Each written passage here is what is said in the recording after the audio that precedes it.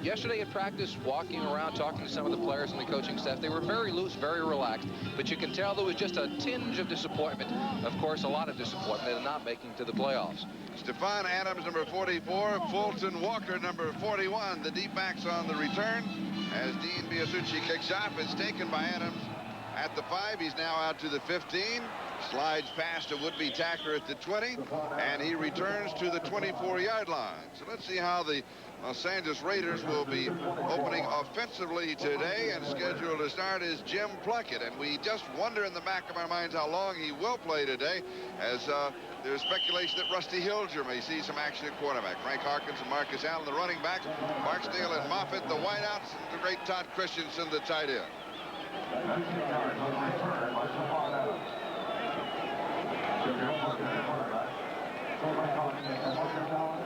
First down for Los Angeles at their own 24-yard line. Moffitt showing a little motion, and Plunkett opens with play action. Drops it off into the left flat. And it's Frank Hawkins pulling it in at the 28-yard line. So he'll pick up 4, and it's going to be second down and 6 as Bruce Davis, Chris Ream, Don Mosbar, Mickey Marvin, and Shelby Jordan. That is the offensive line for the Raiders.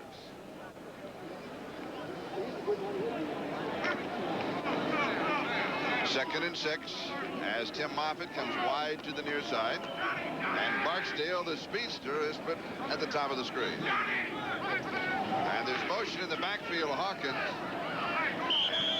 He'll get called for that as flags come down. Marcus Allen carries out to about the 32-yard line, where he is stopped by Dave Aarons.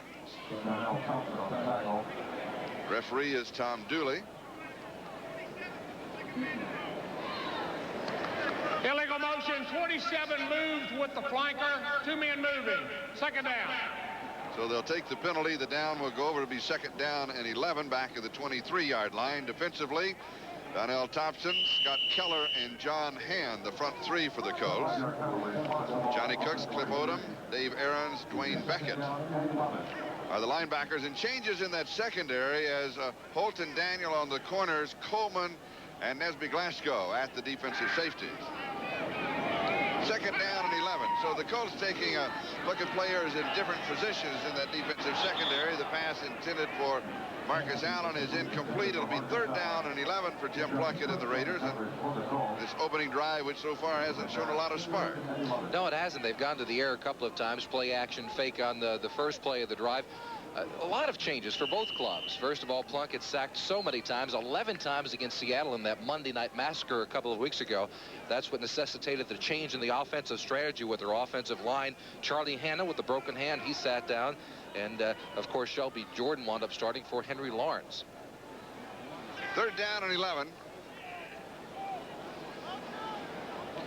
Moffitt showing motion. 3 wide receivers in for the Raiders. Plunkett scrambles and throws. It is there to Barksdale, and Barksdale's to the 40, the 35, inside the 30-yard line.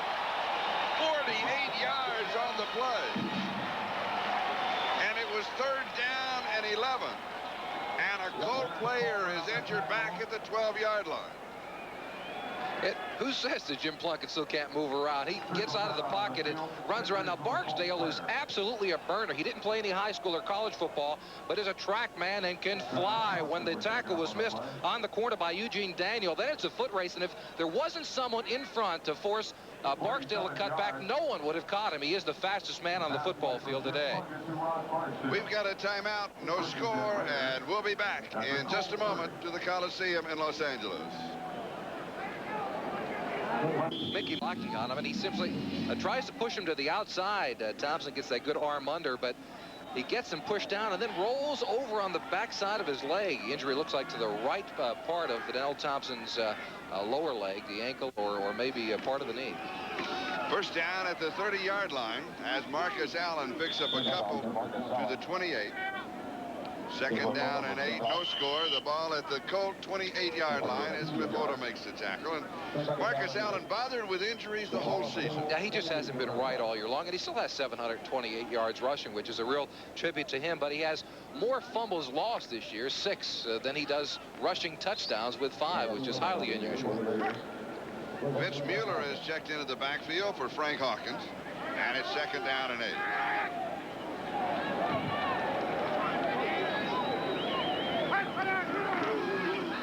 Play action fake. Mueller stays in the block. Deep the far side. The pass is caught inside the 10. No, it is Mueller who went out. It was Marcus Allen who stayed in the block. And they'll pick up 20 yards on the play, and that for Mueller is only his 6th reception of the year.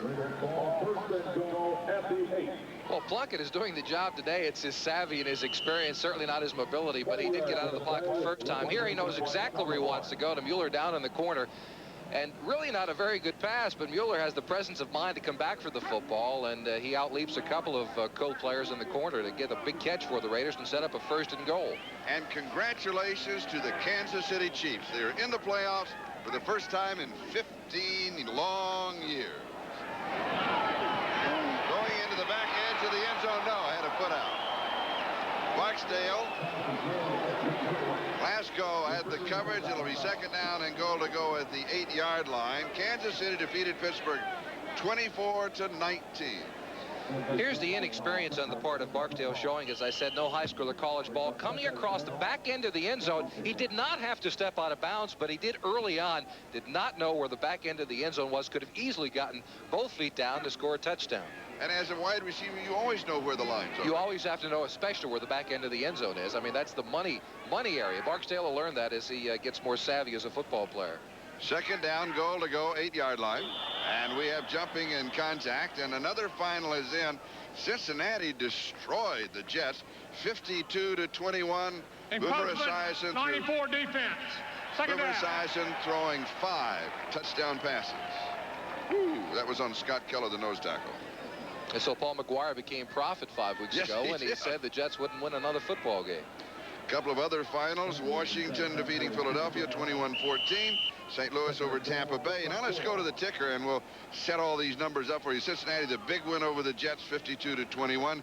Kansas City defeating Pittsburgh, so the Chiefs are in. And Washington defeating Philadelphia. And of course, Washington is already in the playoffs. Philadelphia is not. And we'll have some more for you. Second down, goal to go, just a little bit closer. And Marcus Allen slashes to about the 2-yard line, where it's going to be third down and goal to go as Scott Keller makes the stop.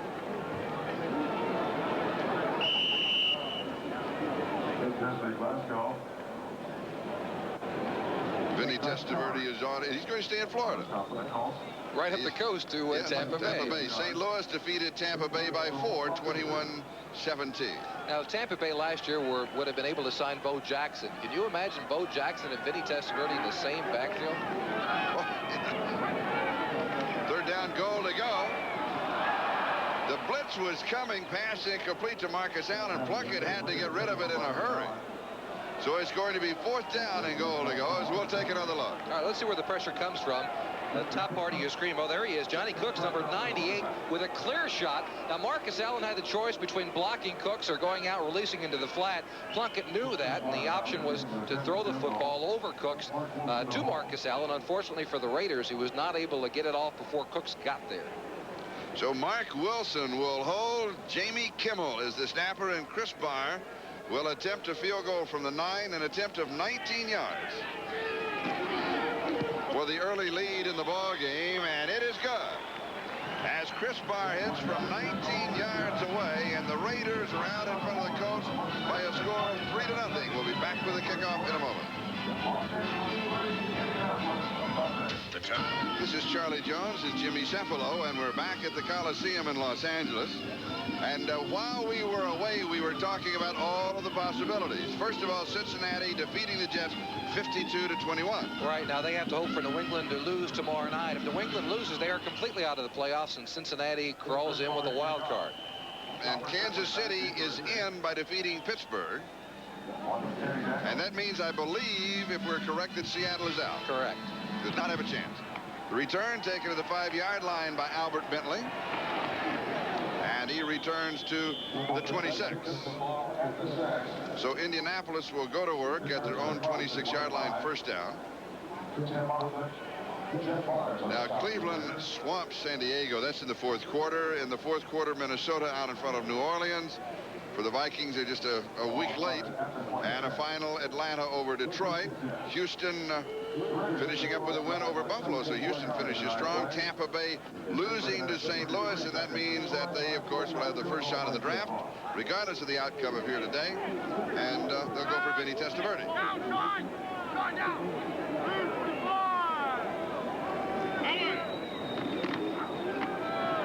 The Colts open with 3 tight ends to give us Randy McMillan, and he just rambles for the big first down as he goes to the 41-yard line. He picks up a quick 15 yards on the play.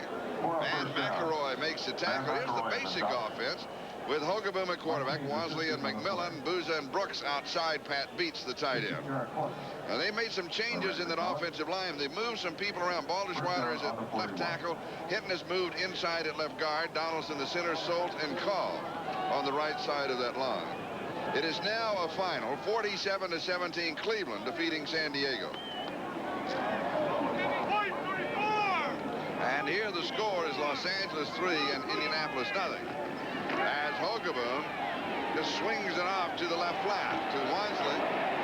And he is hit at the line of scrimmage. And 3 flags come down, one of which is kicked away by one of the Raiders. Matt Millen was there for Los Angeles. A face mask, I believe, is going to be the call. It was a first down for the Colts at the 41-yard line. Millen, quite a character, was a defensive lineman at Penn State, and then, of course, was First the and linebacker. 5, face mask, 15 defense, first down. And they went with the 15-yard penalty, Yeah. which means that he grabbed and shook it just a little bit. The face mask can be 5 yards if it's unintentional and the mask is not moved side to side. Let's see what happens with the hit on Matt Millen. And he does grab the mask and a little bit of shake. Yeah, he got a little bit of the nose, a little bit of the face mask, and he got the 15 yards as well. First down at the Raider 45-yard line. First opportunity for the Colts on offense. Hogeboom with Harbor in motion. And he throws into coverage over the middle. The pass is pulled down at the 35-yard line by the tight end, Pat Beach. Jerry Robinson with the tackle. And a pickup of right at 10 yards. It may be a first down. Let's see what it is going to be a first down. So the Colts offense moving very well against this defense of the Los Angeles Raiders. Howie Long, Mitch Willis, and Sean Jones. Of course, Willis is in because of injuries to Piquel. Robinson, Matt Millen, McKenzie, and Martin, the linebackers. With Seal replacing Lester on the corner, Mike Haynes, Turan, and McElroy rounding out that secondary. And it's a first down. And here's McMillan. 5 yards to the 30-yard line. It's going to be second down and 5. Sean Jones with the tackle. Of course, Bill Piquel is out with a knee. Dokie Williams is out with a knee. Lester Hayes is out with a foot. And Andy Parker out with a foot. And those are all rather recent injuries. We're talking last 2 or 3 weeks. And for the Raiders, they've got a ton of people on their IR list. They've got 17 on their injured reserve list. As you take a look at Lester Hayes, the All-Pro cornerback. Is that his Christmas present, leather pants? Is that what?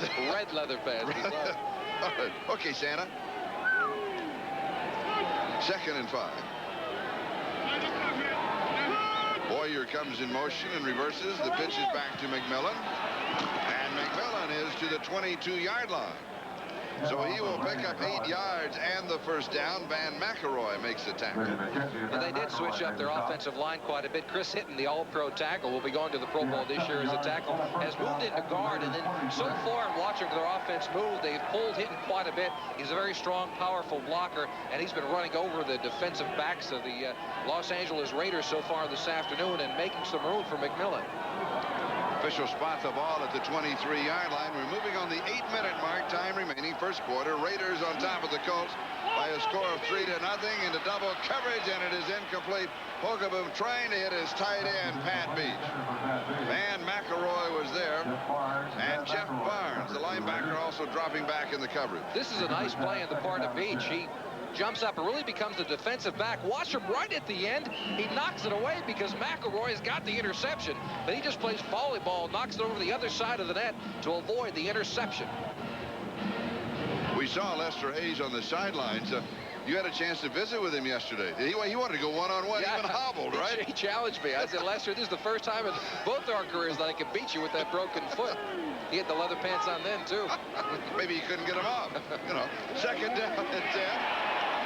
Incomplete. Hogaboom was running out of time. He was looking for Boyer, and it was Howie Long who was there for the Raiders. Hogaboom was supposed to be out for the entire season after separating his shoulder against the Miami Dolphins in week 2, but he takes a shot right at the end from Howie Long. Howie was kind of gentle on him right at the end.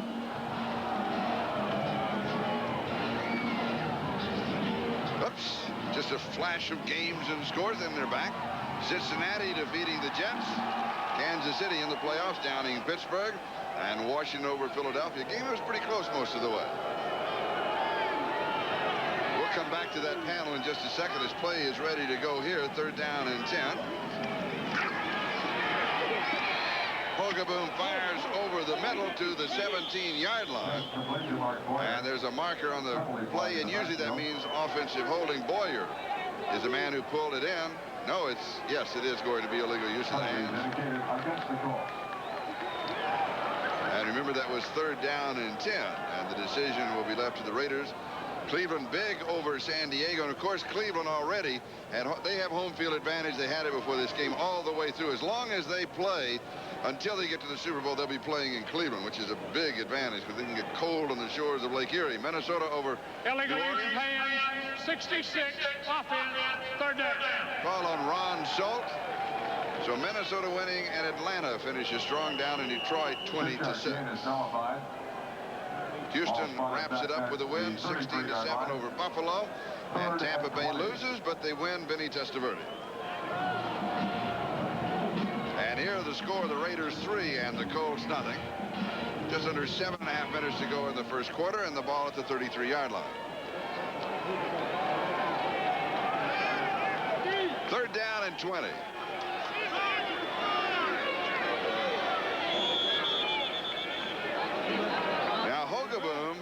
Looking across to the umpire, I think he knew that he was running out of time. Tried to get a quick timeout before he's going to get called for delay of game. There's a 30-second clock ran out on him. Maybe he couldn't find it.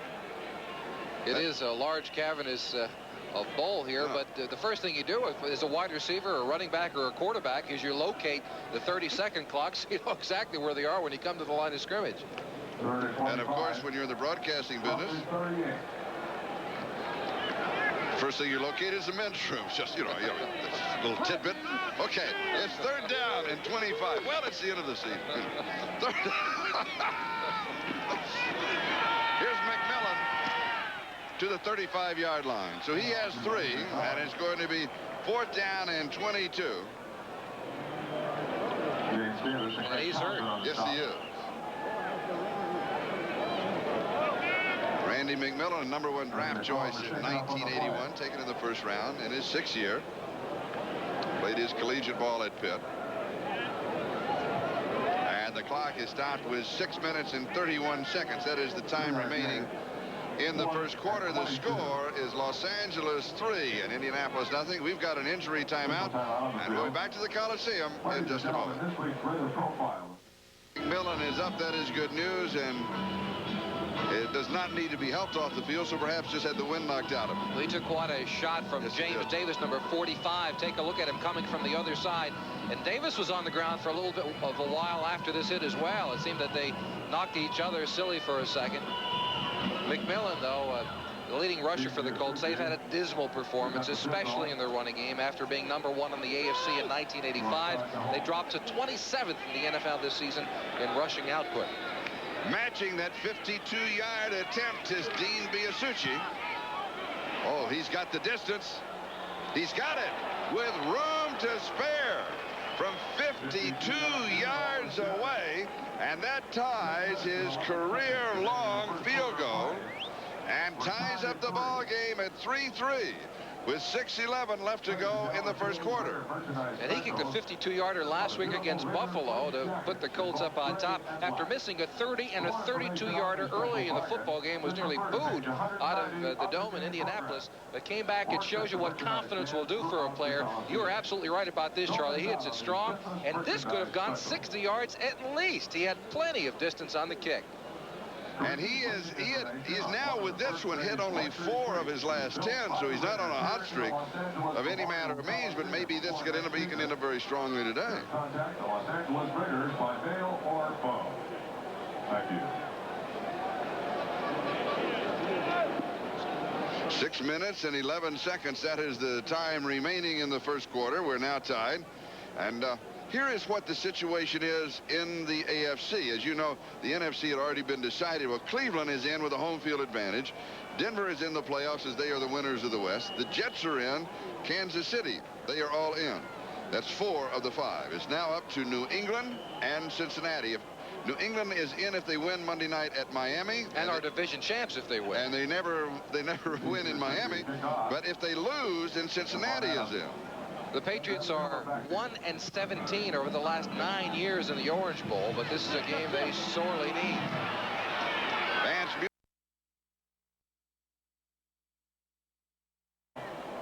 Returns it across the 30. And a reminder to our viewers that we'll be selecting the Budweiser Most Valuable Player for today's game, and we, as always, will make that announcement at the conclusion of the game. Oh, and I got to tell you on a game earlier, I just share this with our viewers today on this Sunday afternoon. We had a most valuable player in a ball game, and all of a sudden, you and I selected. Glenn Adamo was our producer, and he had to change it right at the last moment. We asked him after the game, he said, I couldn't find a picture of yours, so I just picked a picture of mine. That's the way these things are done. Major awards. Swing pass left side. Frank Hawkins. Hawkins has about 4 yards on the play.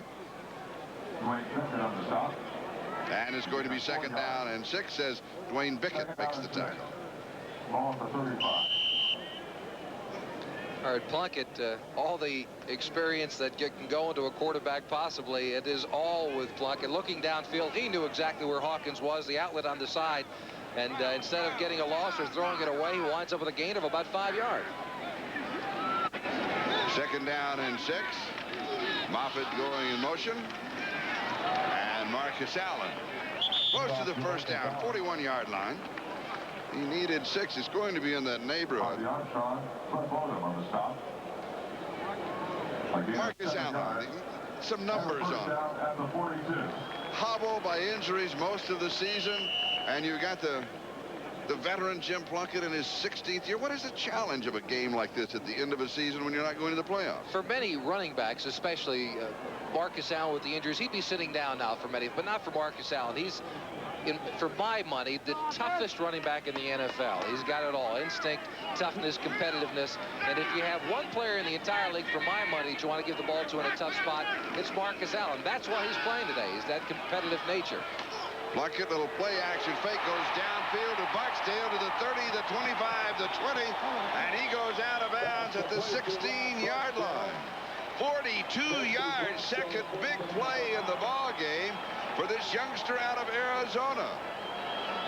Nesby Glasgow, the free safety, is the man who got him at the 16. And the Raiders have a real find in Barksdale. Here you see the mobility of a Plunkett rolling out the short rollout. Looked like it was designed beforehand. But Barksdale wrote a letter to the Raiders a year ago, and they say they get about 3,000 letters a year from guys who didn't play high school or college football. Barksdale was the one that worked out. They said, sure, come on in. You've got the great speed. We'll give you a tryout. And it appears he is in the mold of the Raiders' strong, fast wide receivers. One of the things that they need to find, 2 receptions, 89 yards. Plunkett is 5 of 8. He's already thrown for 117. This one into the end zone, and it is incomplete. Marcus Allen, the intended receiver. So we'll bring it back to the 16. It's going to be 2nd down and 10. And that's quite a story on Rod Barksdale, because he's a pure track man. Yes, he is. No experience whatsoever. He had a 10-2 100 meters, and that is really moving. Really moving. And 12 receptions coming into the ballgame, averaging over 21 yards of reception, so he may be one of the great finds. And he ran on the same relay team with Vance Johnson, the fine wide receiver for the Denver Broncos. Born in Los Angeles, he attended Compton High School. And here's Marcus Allen from Lincoln High School in San Diego. And Nesby Glasgow from Gardena High School in Los Angeles. Just a little Southern California connection. We're using it all today. You can tell Marcus Allen is still hobbled just a little bit. It's not the explosive Marcus Allen we've come to know. He still has that good juke, though. It just seems when he gets into the open field, he doesn't have the burst that he's had in the past. But that'll come back after an off-season of rest on that sore ankle. At the 6-yard line, it's going to be third down, about half a yard to go. It's now a final, Minnesota 33, New Orleans 17. First quarter, Chicago, Payton scoring. Walter Payton scoring. Bears leading the Cowboys. First down, Marcus Allen and the Los Angeles Raiders. Johnny Cooks with the tackle. #1 draft choice back in 1982. In fact, the defense of the Colts have 5 #1 draft choices among their starters.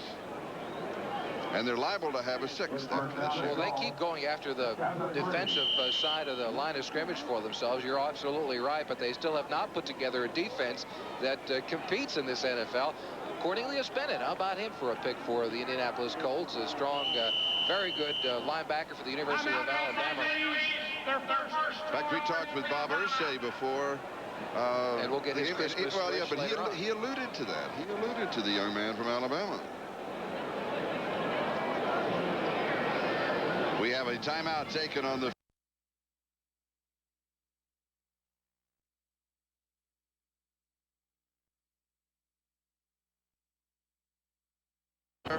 weighing heavily to the side of Los Angeles, but the scoreboard is even up, but threatening to be changed. It's tied at 3-3. Dean Biasucci with a 52-yard field goal that answered Chris Barr's 19-yard field goal. And Plunkett fires into the end zone for a Raider touchdown.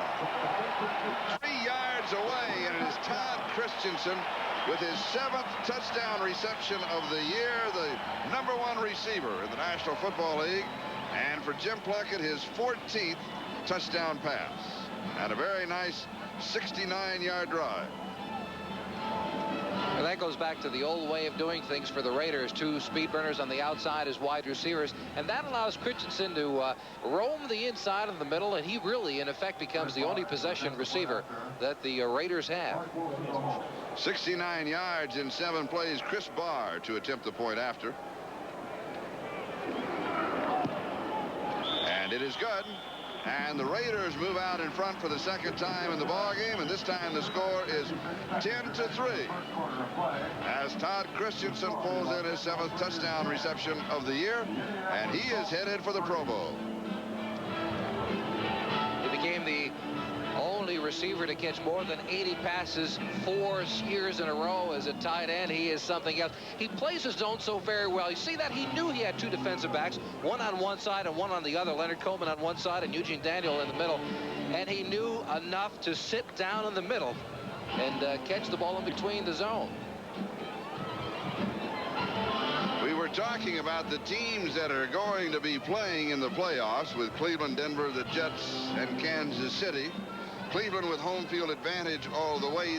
The 2nd home field advantage will go to Denver, and Denver will have home field advantage for the regionals or for the division championships. And then if they win, they would then go to Cleveland unless Cleveland lost earlier, and then Denver is 2nd as far as home field advantage is concerned. And I took something that was very simple and made it very complicated, I think.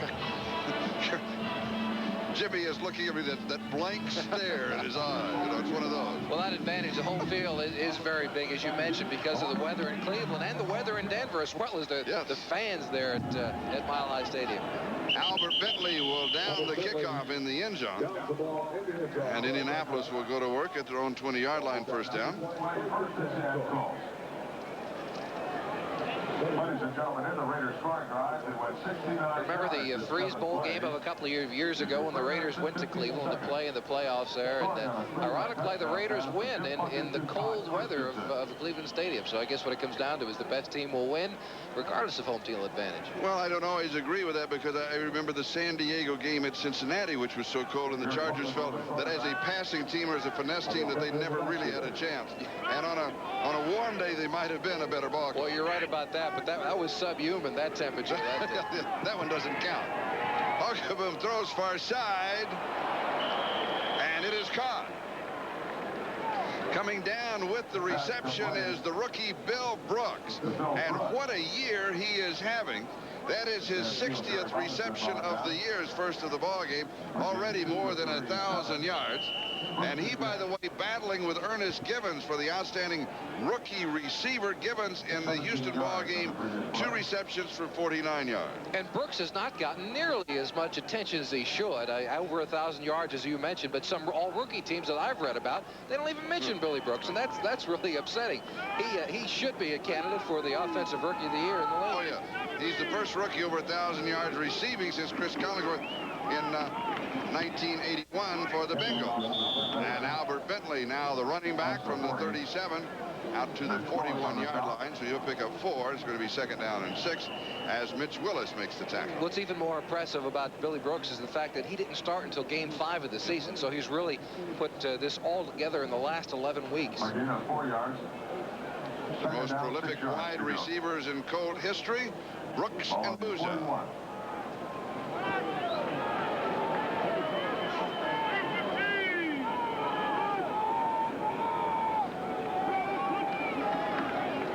Hogaboom back to throw, has pressure, and it's a screen, and it's intercepted at the 32-yard line. Is Jerry Robinson. He's going to score.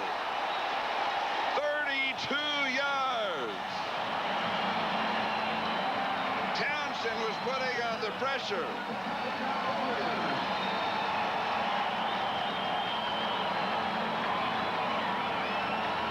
That may be the most impressive interception for a touchdown that I have ever seen. He was going to try to knock the head of the receiver off, and the ball just wound up in his lap. I don't know. It seemed in midair. He made the interception and then had the presence of mind to get up and scoot into the end zone. And Hogaboom seemed to be a little bit injured on the play. Let's take a look at him. Remember, he has that separated shoulder problem that he's coming back from. It is his left shoulder, by the way. He didn't get hit that hard. It didn't appear, but he does seem to wince just a little bit as he's sitting down on the ground.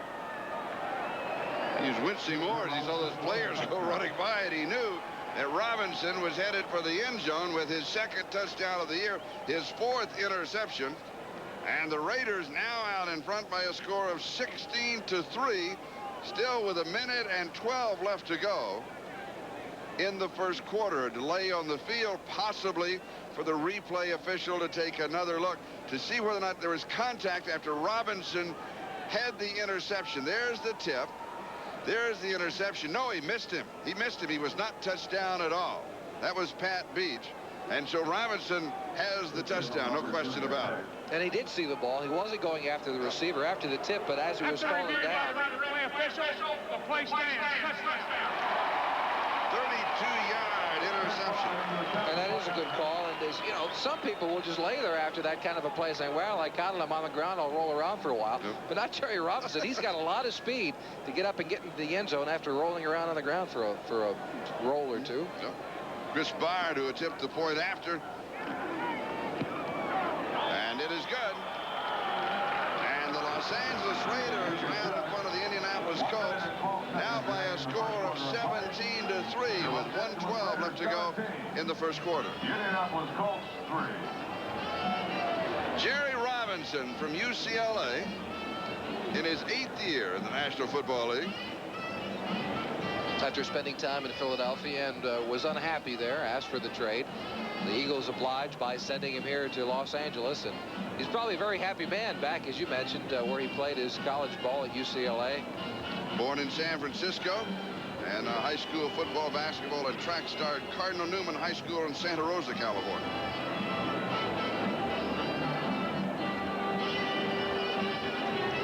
Now let's go back back and check all of the early games in the National Football League. The Jets losing to Cincinnati.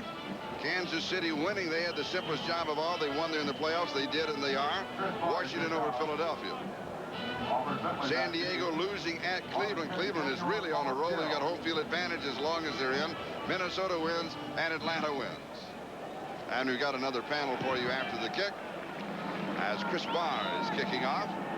And Albert Bentley takes it a yard deep. He's out to the 10. And he's going to get back to about the 12 or 13-yard line where he was pushed back. And so they'll give him his progress in the neighborhood of the 12 or the 13. Jeff Barnes was there on the special team. Let's go back to the ticker and pick up the other scores. Houston over Buffalo, so the Oilers win on a high note, and St. Louis defeats Tampa Bay. That means, of course, that Tampa Bay will have the first draft choice, and they'll go for Vinny Testaverde. That, by the way, you'll see in the Fiesta Bowl, where Jimmy and I will be on Friday night, January the 2nd, replacing Miami Vice. And I promise I'm not going to shave that day.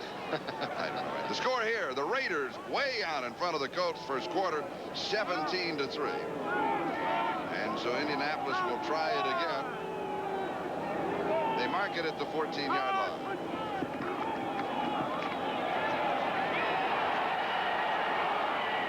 Ogaboo's pass far side is complete to Billy Brooks. And he's not going to pick up any yardage on the play. He may lose the yardage. See where they spot him out of bounds. They're going to mark it out at the 14. And so it'll be 2nd and 10. Hogaboom coming back after the injury. This is an unusual play. He comes from the far right side of the formation, goes in motion, and winds up right back on the other side, but it's man-to-man coverage, and number 54, Reggie McKenzie, stuck with him the entire way. That's a lot of running for a loss of a yard.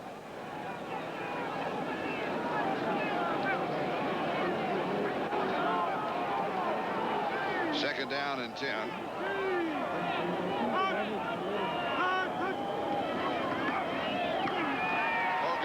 Pressure, and he's in the grasp of Sean Jones.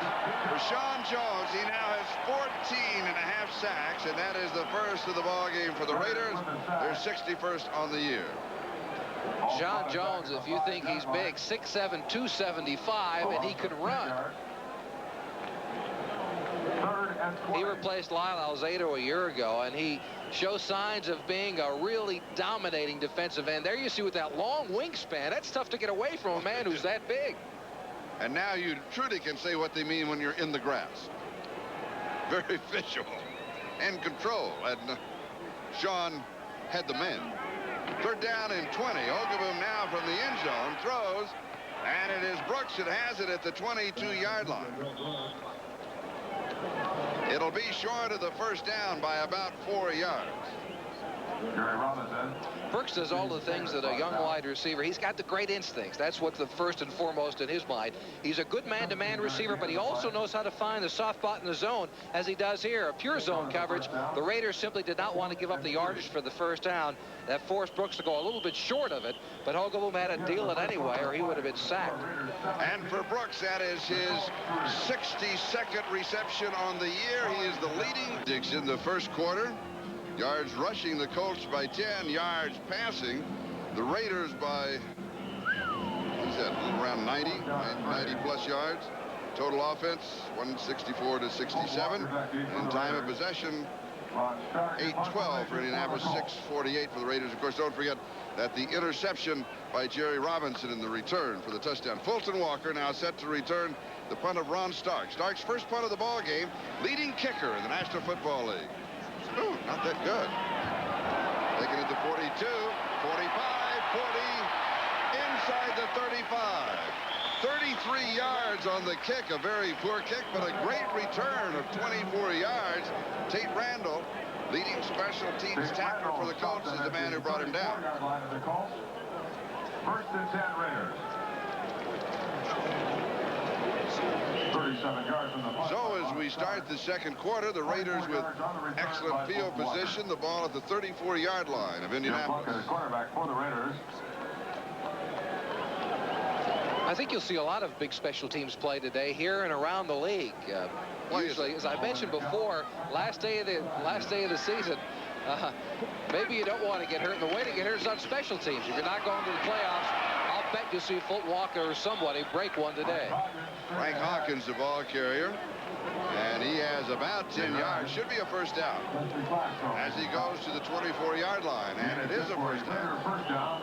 And Hawkins with 232 yards on the year, a 4.1 yard average.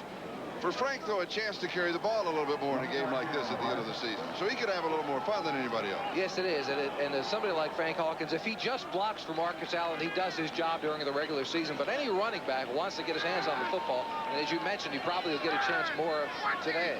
The Raiders now with Mark Patterson and Jesse Hester as the wide receivers. Plunkett fires far side. Pass is complete to Patterson. And for Mark Patterson, that is his first flag is down. That is his first reception. John Holt with the tackle.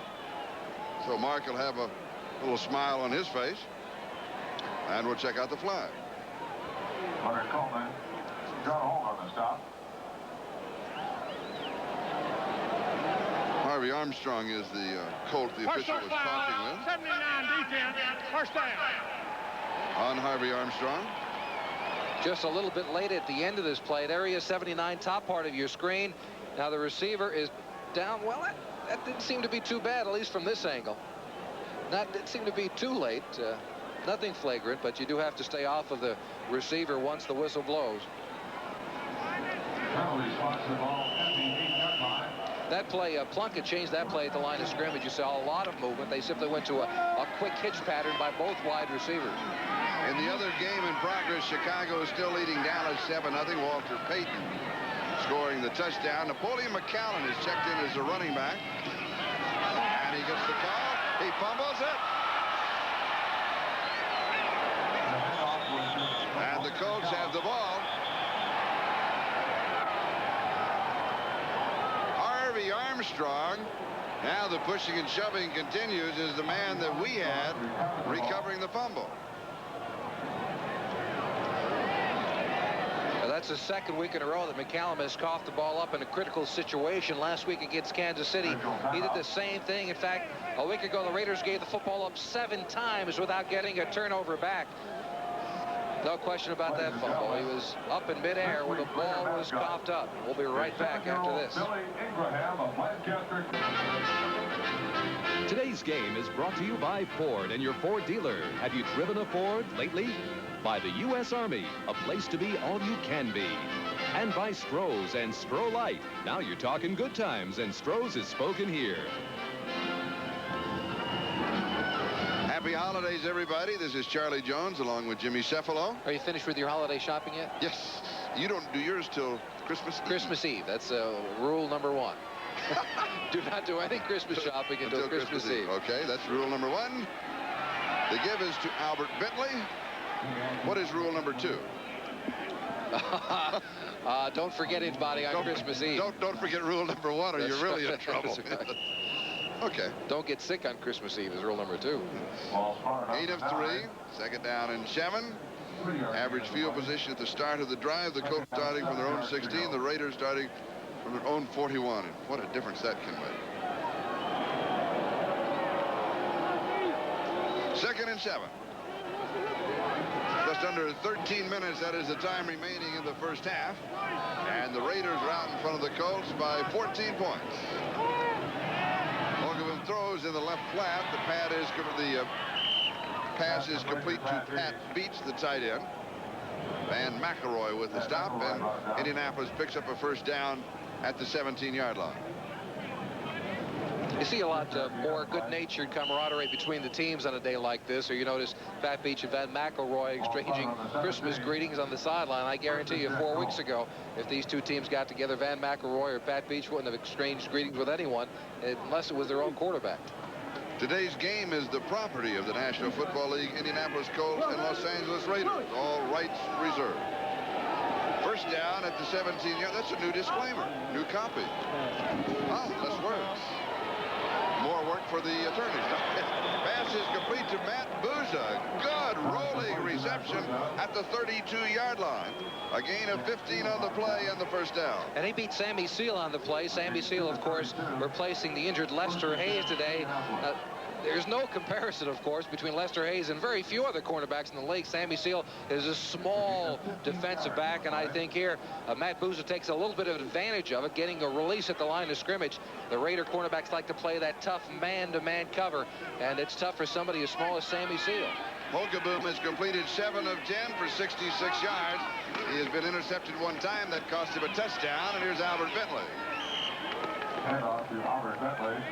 He'll pick up a couple of yards on the play. Jeff Barnes and Mitch Willis making the stop for the Los Angeles Raiders. The temperature in the upper 60s and the sun shining today in Los Angeles. We gain of 1 yard. Doesn't really seem like Christmas weather here in Southern California. Mitch Willis at 6'8", 275, right alongside of Sean Jones at 6'7", 275. That is, I would imagine, the largest defensive line in football with this particular lineup in there. Holgeboom has completed 4 in a row. And now 5 and a first down at the 45 as Booza pulls it in. Mike Haynes with the tackle. Mike Haynes brought him down. And a gain of 11 yards. Sean Jones putting the pressure on.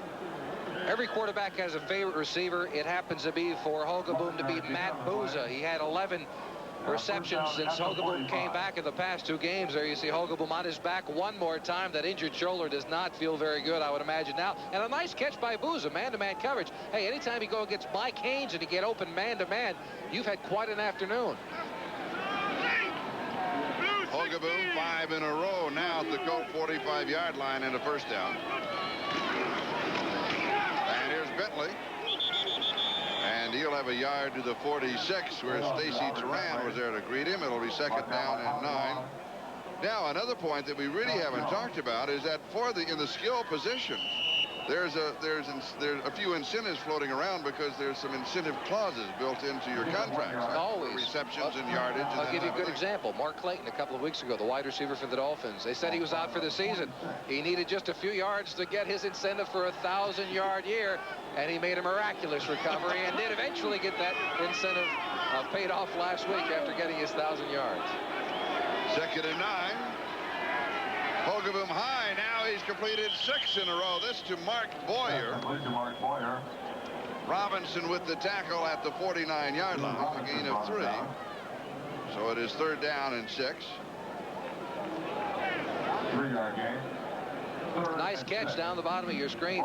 You get Holgeboom, who seems to be staring at his wide receivers quite often. He's got that very strong arm and feels that he can put it in just about any place he wants. There he had a lot of room. Mark Boyer wide open on the corner. Only picked up a few yards, though. They'll face a third down and about 6 to go. 9 of 12 in the last 6 in a row, and it's third down and 6.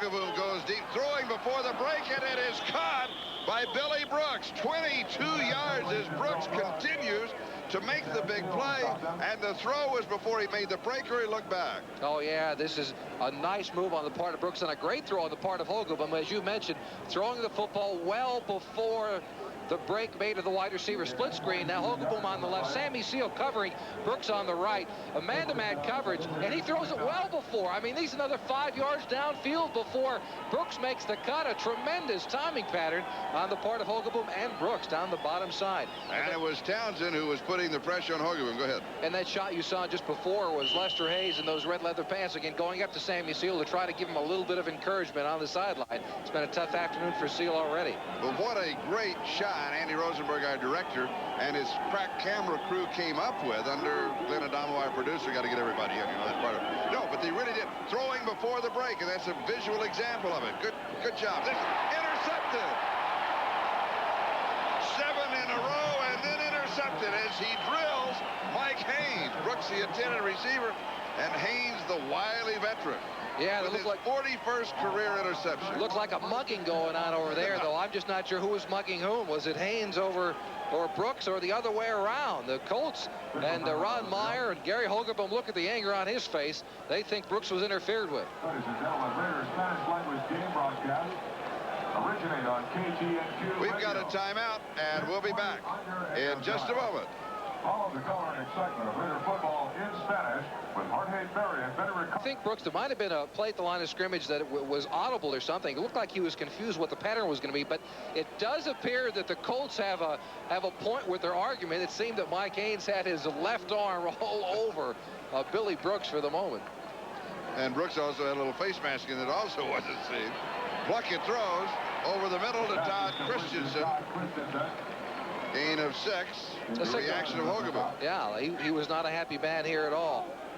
It looked like it might have been just a delay pattern. That's what Brooks was doing down there, walking off the line of scrimmage. But Hogeboom was looking the entire time at Brooks and Haynes, and he went right to the ref. He was arguing the same way, and it did appear that Mike Haynes had his left hand full of Billy Brooks's jersey.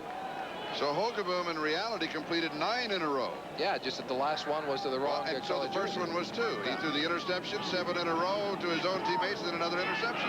Here's Plunkett. First down. He caught it at the 43-yard line. Mark Patterson, the receiver. John Holt was there for the defense. And it's a first down for the Raiders. Progress is spotted to the 43-yard line. Nice play by Patterson, coming back to the line of scrimmage, back to Plunkett to make the reception. Plunkett with a hot hand, 9 of 13, 138 yards. He's been getting the protection, too, from his offensive line the last 2 weeks. This reshuffling of the offensive line. A week ago, he was sacked once, but he tripped over his center, Mosbar, for the only sack of the afternoon. They have been doing the job in protecting Jim Plunkett. And here's Marcus Allen from the 43 to the 46. So he has 3, and it's going to be second down and 7. The Raiders seem to have a formula for the type of player that they want. They have the big, strong offensive tackles and guards. For example, Bruce Davis now when they're at 6'6", 280. You go back to Shell when he was an all-pro for the Raiders, and Gene Upshaw. Big, large offensive linemen. Strong, fast wide receivers. The speed is the most important thing they look for. That's why they took Hester a couple of years ago as their first-round choice. Plunkett, it is knocked away. Good defensive play by Dwayne Bickett, who was the Associated Press NFL Defensive Rookie of the Year last year.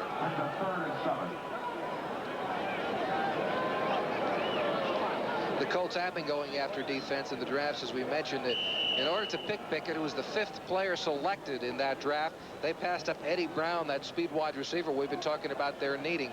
But they do think defense is the way to go. And there you see Bickett with a nice play to bat the ball away from Jim Plunkett.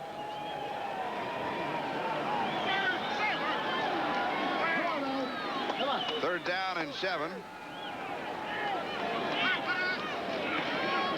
Plunkett back, has pressure.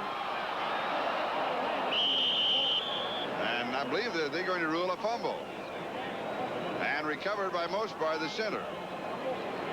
As Harvey Armstrong was there for the Colts.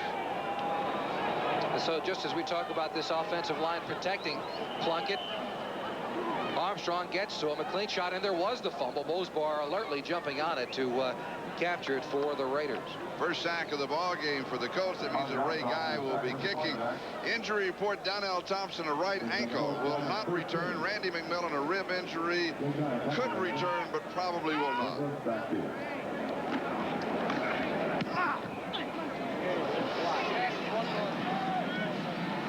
This is the 207th consecutive game for Ray Guy, who has now punted more than 25 miles. The deep back on the return, Bill Brooks, 17, the Colts 3. And Indianapolis has the ball on their own 21-yard line. First down.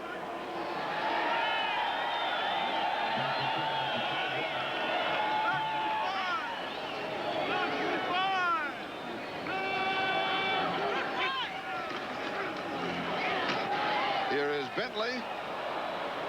Pretty good move, and he picks up the first down. And another good block by Chris Hinton coming back from his guard position in order to make that block on the corner. The move for Hinton from tackle to guard has really been productive for the Colts this afternoon. And one of the things that we talked about earlier was the fact that you simply do not want to get hurt in a game like this. And you were involved in something that happened when Just one time in my career were we out of it with the Dolphins, and Kim Bokamper, an all-pro defensive end and linebacker, was injured the last day when he had this great ski trip planned for months and months and months. They're going to Vail, so instead of skiing down the slopes, he was busy getting cut on, and missed quite a time for himself. Bentley will be dropped back at the 30-yard line. Now, what I really want to know with that story, after a loss of 3 here, is what about all the other people that were planning to go on the ski trip? Did they go ahead without him? No, they had to stay and watch his rehabilitation. Oh, no. See, the problem is if you're injured on the last day, it takes you 6 months to rehabilitate an injury or so, and so you're booked full go from the time you're injured. And you know, that's part of the game, though. You're willing to go out and sacrifice and be injured and all the things that require to be a good football player. But it's just so difficult to go through a whole year of being healthy and on the last day of the year to become injured. 2nd and 13. Bentley again out to the 35-yard line. James Davis with the tackle, a gain of 5, so it's going to be 3rd down and 8. I have a feeling most of my friends would have gone skiing since so long. We'll send you a postcard. You know, you're on your own. You know, discuss it with the doctor. Discuss it with the doctors. Right? Sometimes the parking lots in these last day of the games, it looked like a U-Haul parking lot. They're all back there. They're all packed up. The only question is, do I have enough gas to get all the way back to Pennsylvania or Texas? 3rd down and 8.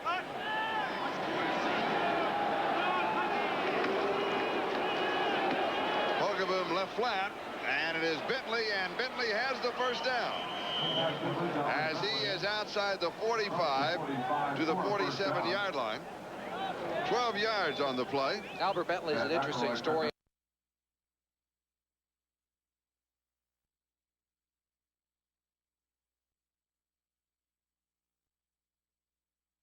Will now be delivered to both benches.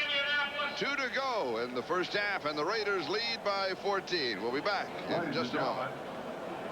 2:01. So you really, what you do offensively, it gives you sneak in another play, and it's only going to cost you about 5 or 6 seconds because the warning, the 2-minute warning, will come at the end of this play. In essence, you get the extra timeout. That's absolutely right. They want to get another touchdown back on the board and get some points out of it. Good field position, as you mentioned earlier. The entire first half, they've been starting deep in their own territory. Here, they're in a good position to get a score, and so they want to get the extra timeout by calling it at the 2:01 mark. Now they run one play off. The 2-minute warning comes, and they can go back to the bench again after this play and discuss their strategy. And the big play receiver for the Indianapolis Colts is Billy Brooks. 4 receptions for 56 yards on the year. 63 receptions now for 1,102 yards. And this is who you expect him to go to. Well, he is their big play receiver. In fact, coming into today's game, of his 59 catches, 44 of them were for first downs. And so in critical 3rd down situations, they like Bill Brooks. Now, you were talking about the U-Hauls and the trailers already. I remember several years ago when the Raiders were still in Oakland and they were playing at Frank Ewell Field, so that goes back quite a way. Cotton Davidson was the quarterback out of Texas, and he played the last game with his jeans and his sweatshirt on underneath the uniform. Took the uniform off, rolled the jeans down, put on the boots, got in the pickup truck, and headed for Texas. And it's never been seen since. Oh, he was quite a guy. First down for the Colts at their own 47-yard line.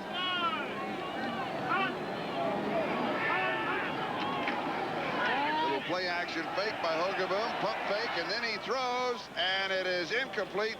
Matt Booza, the intended receiver, and now the official 2-minute warning will be given to both benches at the time remaining of 1:55 left to go in the first half. And the score, the Los Angeles Raiders 17, the Indianapolis Colts 3. We'll be back once again to the Coliseum in Los Angeles. And Matt Millen on your right from Penn State will have a vested interest on the game on January 2nd. So start your new year out right with NBC Sports. And Charlie and I, along with Bob Greasy, will be the Fiesta Bowl in the battle for the national championship. And Mark Boyer, brought down by James Davis. Gain of just a couple of yards on the play. And the national championship, #1 Miami against #2 the Nittany Lions of Penn State, January the 2nd, prime time. Tempe, Arizona. Boy, are we looking forward to that. That's going to be a great week and a great ball game. And flags are down as the pass is incomplete. Albert Bentley, the intended receiver. Here's a program note. Be sure to stay with us at halftime as Frank DeFord has a retrospective on the Orange Bowl, the last professional game scheduled tomorrow night. You must have some memories of the Orange Bowl. Quite fond ones. I'm sorry to see the Orange Bowl go away as a professional side for the Dolphins, but they have a new stadium that will be ready for the opening of 1987. I think my strongest memory is the first Orange Bowl. Illegal hands, 63 offense. Illegal hands, 22 defense. Penalties offset, irregular play. 3. Mike Kirshner and Otis McKinney. Also, I guess when I think of the Orange Bowl, I would think more of Super Bowl III. And that, of course, is when the American Football League reached parity, and Joe Namath, and all of a sudden everybody looked around the next day and they said, hey, they play pretty good football in the AFL. 1969, it really changed the entire format of professional football.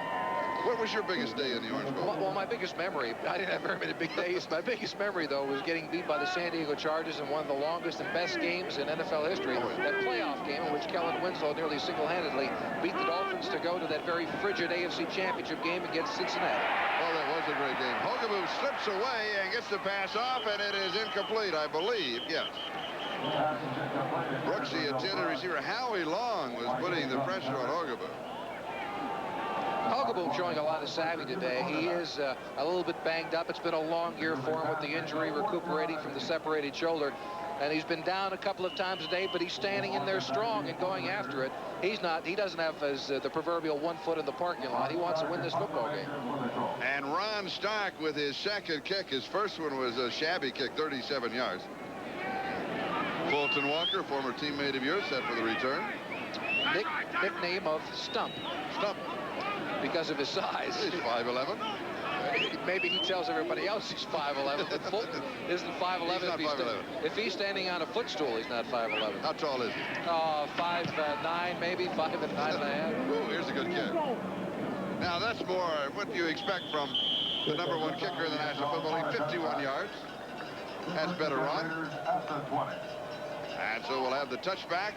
And we'll bring it out to the 20-yard line with 1 minute and 12 seconds. That is the time remaining in the first half.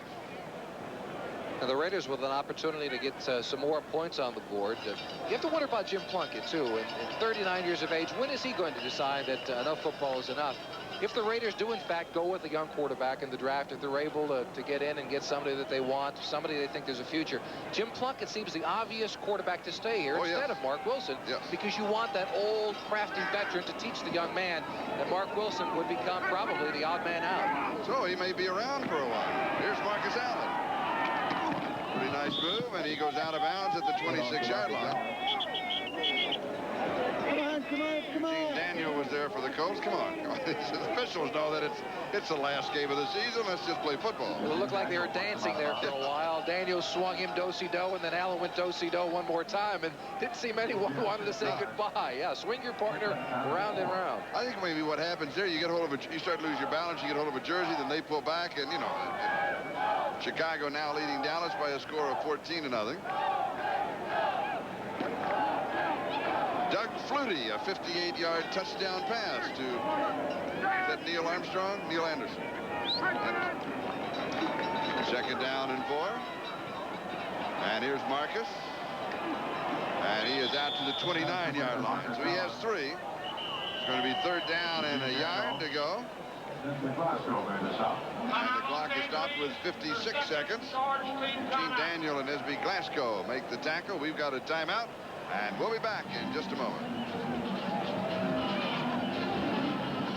Rather than to set up the return with the one time out, unless you break it big, you always try to save that one last time out for the field goal, of course. And they may not have to. They close down the area of the field they can throw to. Only deep, out of the end zone, into the end zone, or along the sideline. So you would imagine they would try and go for the block. And so we'll be looking at the second punt of Ray Guy. And you mentioned Jim Plunkett.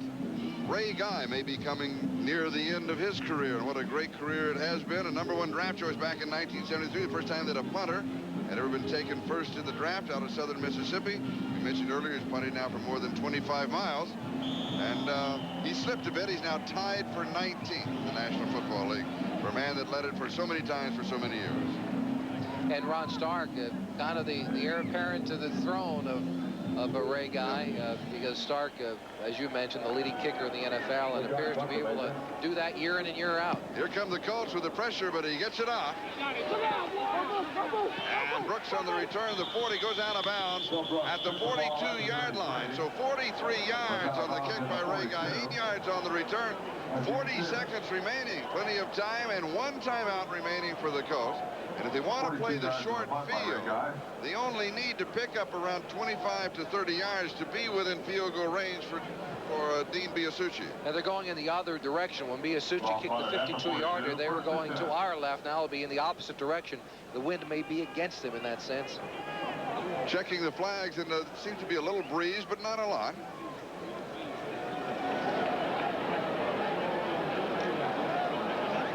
So let's see what the Colts can do from their own 42-yard line.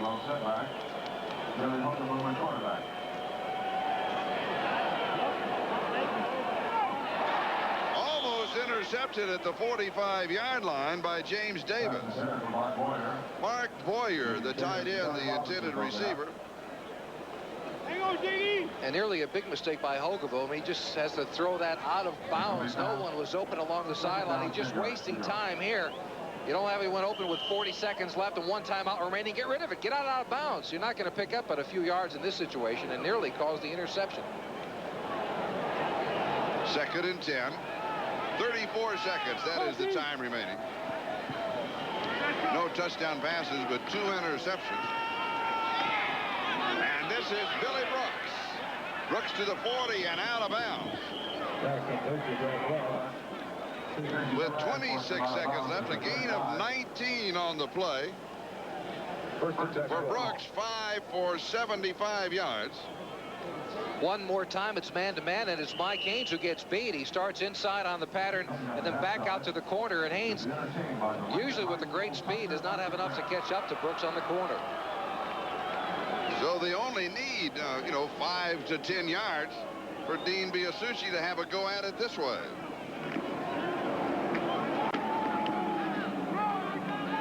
Bentley gets the call, and he'll pick up 2, maybe 3. I don't understand that. That's a highly unusual call there.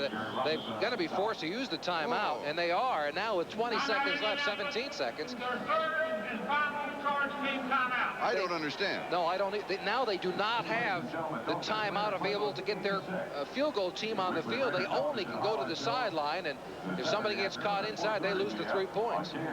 What perhaps they were hoping was the element of surprise to run inside, get it in the neighborhood of the 30-yard line, then take the countdown, timeout, and go for it and kick it then. Yeah, but under these circumstances, if you throw the football, if you got an opportunity for a touchdown in that situation, if you run it, you get tackled at the 20-yard line, the only thing you get out of it is a field goal. And you got to hope that he's going to break something from 40 yards out for the touchdown. And earlier, as we mentioned, Dean Biasucci with that 52-yarder matching his career longest, which was earlier this year, a 52 yards. Just last week against Buffalo. Yeah. Well, that's earlier this year.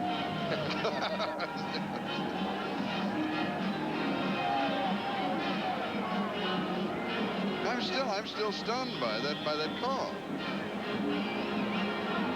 Maybe they thought they had another timeout remaining. I don't know. No, I don't think so. They would have known that. Now they're out of timeouts. And the ball is at the 38-yard line, and it's 2nd down. If you look on the other side of the field, they do, Charlie, have their kicking team assembled over there just in case to get them on the field and try to make the kick. But that is a tough thing to do with just 17 seconds remaining. Little timing pattern is incomplete to Brooks, and he gets a pass interference call.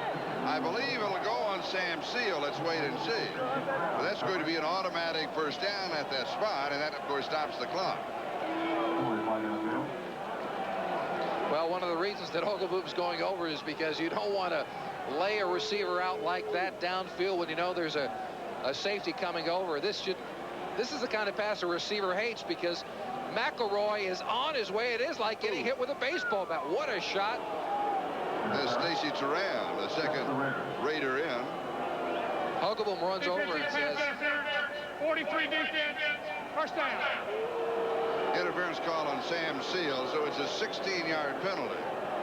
quite a shot on the part of Turan, but Huggable runs over to find out if his receiver is all right. And that was a legal shot. It appeared to be from this angle. Now with just a few seconds left, 13 seconds ago, they do get the timeout so they can go over because of the penalty and discuss it on the sideline one more time, or at least get a play in from the bench. So with the penalty, the ball at the 22-yard line, 13 seconds. Into the end zone, and it is intercepted, but out of the end zone. Stacy Turan came down with the ball. And now with 6 seconds remaining, the field goal team comes in.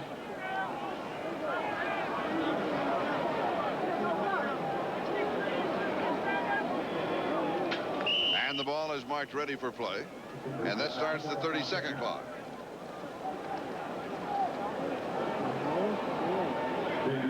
.40 yards on the attempt. And Biasucci has hit from 52 in this ballgame with yardage to spare. Ron Stark is the holder. Donaldson is the snapper. A flag is down. The kick is through the uprights, but there's a marker on the play. Flag on the field. Offsides against the Raiders, the preliminary signal. So the Colts, I am sure, will take the field goal. And the 3 points. Offside, 43 points are good. And so it is halftime. And the score is the Raiders 17, Indianapolis 6. This is Charlie Jones and Jimmy Cefalo. Maybe 8, but there was a marker, and Reggie McKenzie makes the tackle for the Raiders. And Mark Wilson is loosening up on the sideline for the Raiders. I don't know if he is just loosening up or if he may come in the second half. And here's another look at Albert Bentley. 93 defense. Penalty is declined. Second down. Well, how's this for a thought? Is he on the sideline loosening up to show? Well, Hilger is also loosening up. But will Wilson loosen up to find out if there's a trade in the offing during this offseason to show everyone that he's indeed healthy and ready to go and ready to play, kind of showcase the talent? What was the time on it? That's interesting. Interesting observation. Gain of 8. Second down and 2. A nice run by Bentley, and here he comes again. Doesn't quite get around the corner as Sam Seal was there to make the play at the 29-yard line. So what a block. 3rd down and 1. What an incredible block by Chris Hinton, though. He knocked 2 Raiders over. Again, the pulling guard from the offside just knocked 2 people over completely. Unfortunately for the Colts, though, it was the cornerback Sammy Seal coming up to make the tackle. And Carl Baldischweiler, number 72 for the Colts. A little slow getting up, and now being assisted from the field of play. And of course, if he comes out, this will simply go as an injury timeout and not as a charge timeout. 1987 league home schedule is expected to include a visit to the Coliseum. Baldischweiler drafted by the Dolphins in 1978, traded that same year to Detroit, and then eventually to the Colts. AFC Western Division opponents.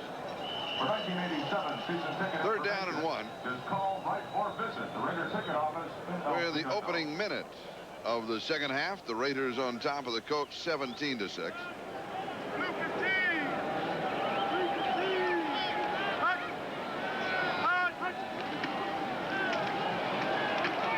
There is the first down. He'll go all the way. Bentley out in front. 70 yards on a 3rd and 1. For a touchdown.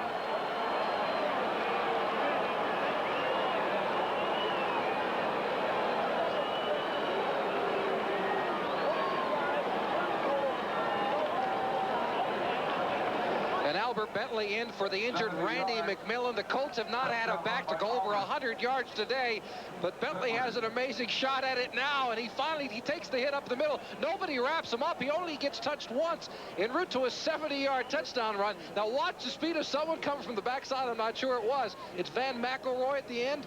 Nearly catches Bentley, but 70 yards, a long way to go. He got a shot one time from the middle of the defensive line. That was Stacy Tarr, number 30, who got the hit on him, and he does go over the 100-yard mark.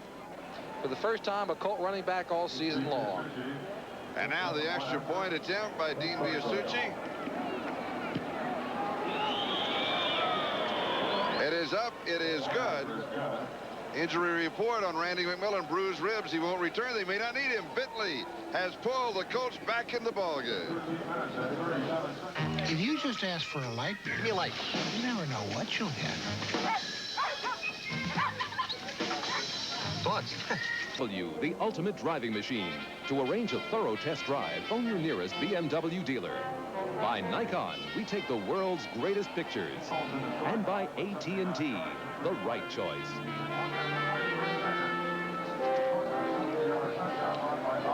Plunkett and Hilger. Looks as if Rusty may come in, replacing Plunkett, who finished up the first half completing 10 of 15 for 141 yards and a touchdown.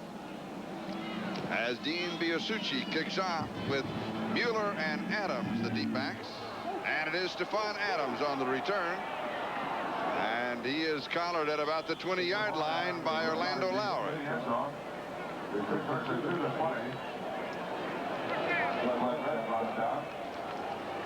And it is going to be Rusty Hilger at quarterback for the Raiders. This year he has completed only 4 of 8 passes. No touchdowns, 1 interception. Rusty Hilger has been sacked 1 time, and he has rushed 1 time for 16 yards. 6'4", 205 pounds. Played his collegiate ball at Oklahoma State.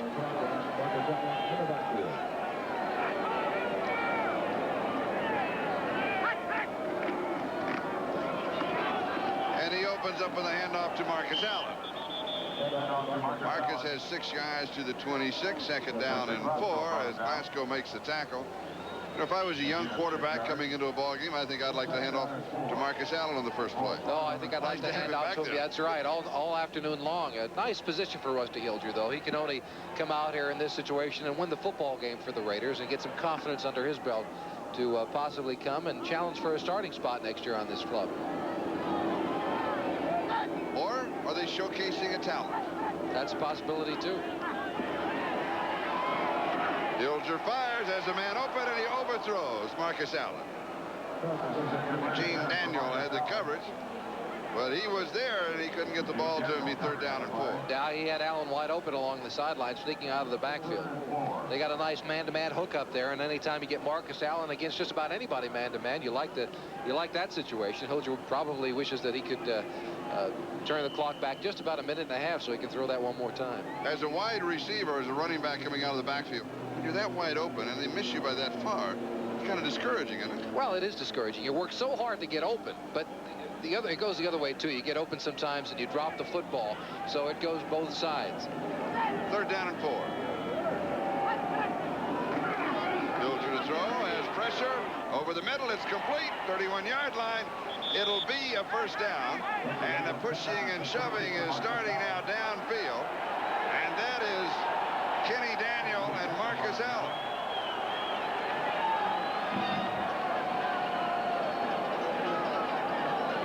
It's going to be a first down at the 31-yard line.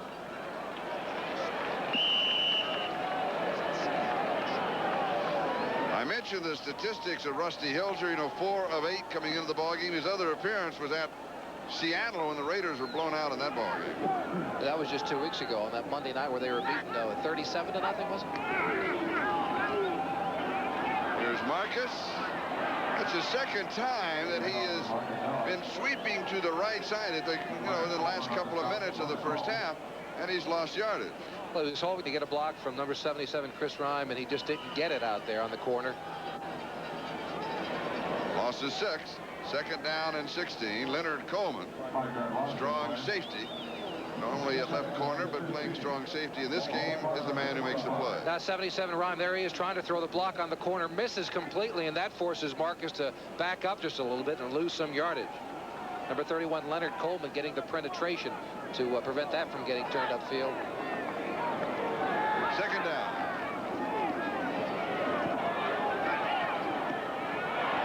Todd Christensen pulls it away from Leonard Coleman.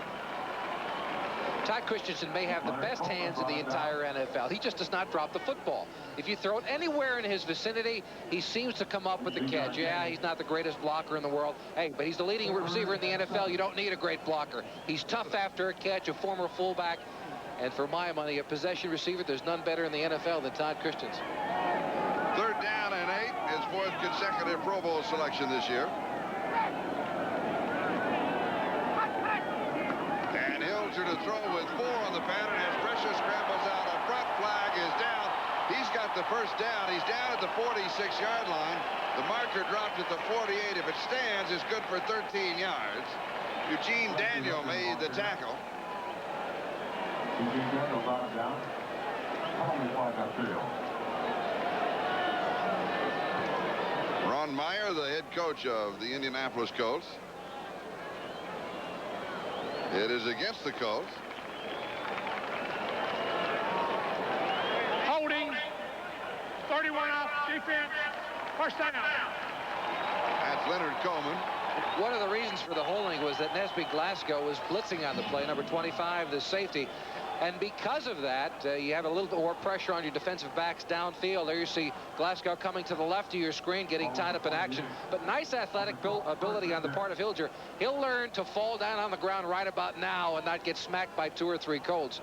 That'll come with a little bit more experience, though. The penalty added on to the end of the run takes the ball to the Colt 48-yard line. Foley McCallum in the backfield. Swing pass left flat to McCallum is incomplete. Dwayne Bickett was there, and it'll be second down and 10 for Los Angeles at the Indianapolis 48-yard line.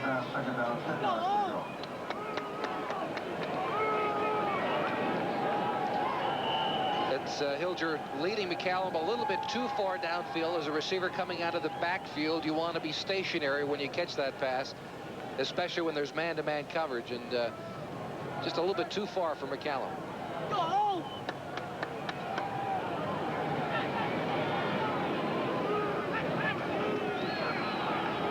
Fumble. And the Colts have the ball. Recovered by the Colts. So Marcus Allen continues to be plagued by fumbles as the Raiders the most turnovers in the National Football League. It was Cliff Odom for the Colts. We've got a timeout. I will be back in a moment. Baby, oh, blow the doors. The fumble. Now Hilger does not get the ball into the pocket of Marcus Allen when he puts his arms in that formation. It's called a pocket from a running back. First time I ever played running back is junior high school. The quarterback came over to me and said, "Where was your pocket?" I said, "Gee, there's none on these pants." I had no idea what he was talking about. Oh, I love it. In that particular situation, I don't think Hilger just found the pocket of Marcus Allen. Thus the fumble. Albert Bentley, 7 fumbles this season, 5 rushing touchdowns, and 4 fumbles for Marcus in the last 3 home games.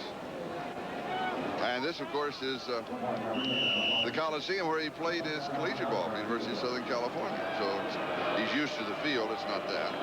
Gain of a yard, second down and 9. Where are the pocket? Where's the pocket? Oh, I love that. They had to teach me how to form a pocket. That's why I became a wide receiver, I guess. Second and 9. Bentley to the left side. There he goes again. Corner. He stepped out at the 39-yard line. And hold it.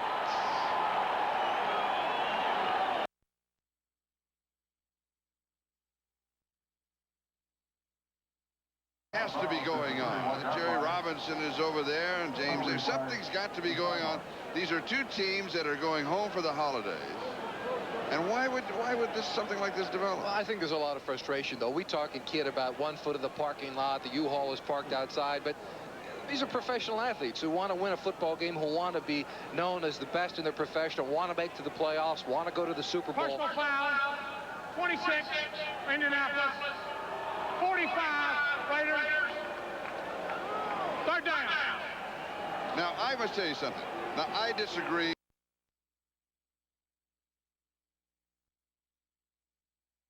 Because it's almost a carte blanche to get away with it. Yeah, you do it and I do it and the thing. It condones it. I mean, it condones it. You swing at me, I'll swing at you, and we'll get it over with. And we both get it over with, and there's no penalty. Let's hit somebody so we can stop this. You know, usually somebody else starts it and steps away. Well, let's see how this all started. Watch 66. That's Ron Solt. Now, no action there. Well, there's a little bit of an extra push about 2 yards out of bounds, as a matter of fact. That's very illegal, and that could get the whole thing started.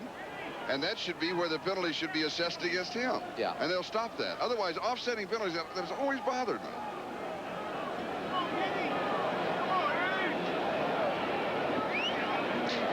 In those situations, though, I always think when there's a personal foul and a penalty that is not as severe, you should always take and mark off the personal foul, and they've done that in the past.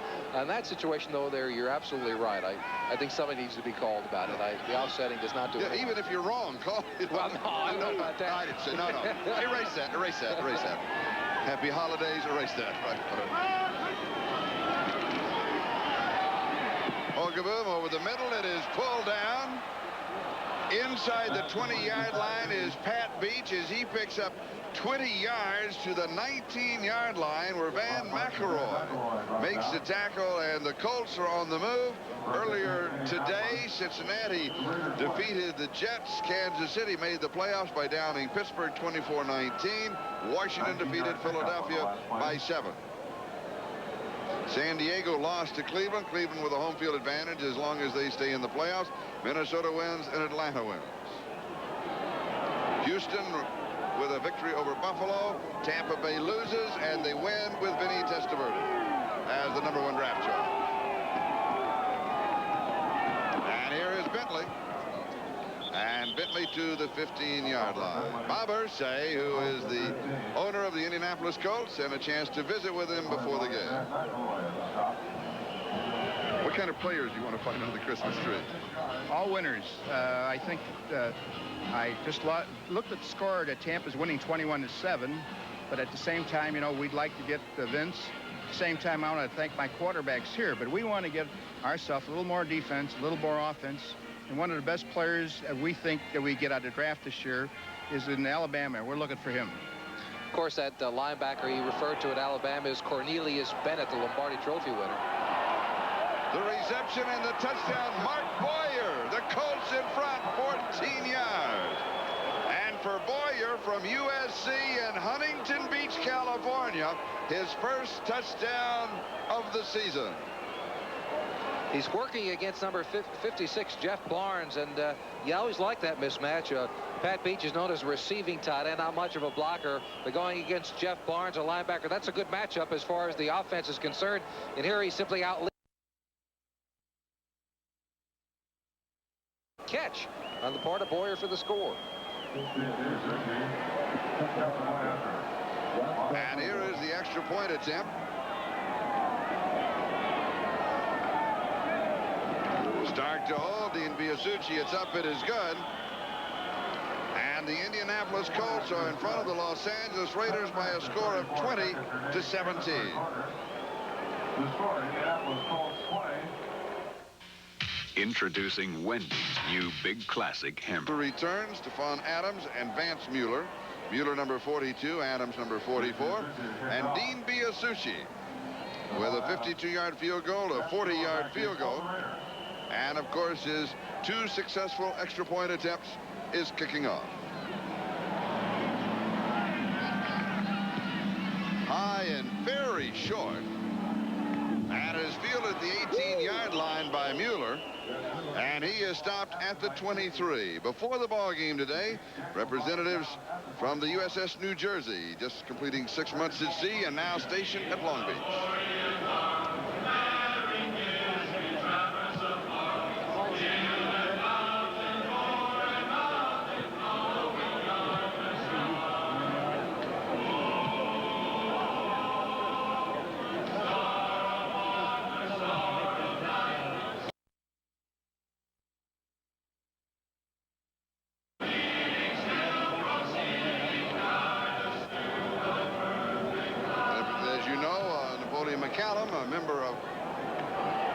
Navy, also stationed at Long Beach and a graduate of the Naval Academy.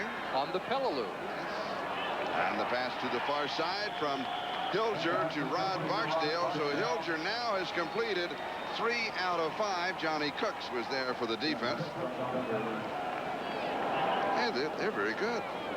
Are you beginning to get the holiday spirit yet? I'm starting to. But I'd say after 6 months at sea, every day's a holiday. They had a lot of time to practice on board, I'll tell you that. Hilger and Barksdale, we may be looking at a real combination of the future for the LA Raiders.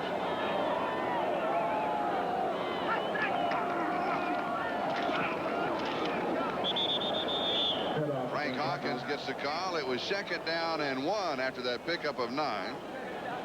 And he's got the first down. Harvey Armstrong makes the tackle. Speaking of Christmas, what's on your wish list for underneath your Christmas tree? What's underneath my Christmas tree? An 8 o'clock a.m. wake-up call. That's right. For those of you that aren't early risers, and count me amongst you, Jimmy goes to work at 3:15 a.m. Monday through Friday in New York. Does an outstanding job on sunrise. That's a tough time to go to work at 3:15. That's why I want that 8 o'clock wake-up call. I like it. Marcus Allen scrambles to the 41-yard line. And the reason that I know he goes to work at that time is because I live on the West Coast, and when it's just past midnight, I call to make sure that he is successfully at work. And to rub it in. That's true. That is true. 6 minutes and 15 seconds and counting. We're in the 3rd quarter. The Colts leading the Raiders by 3, 20-17. Los Angeles with the ball at their own 40-yard line. 2nd down and 5. Fumble. Still another fumble. Flags are down. The Colts come up with the ball.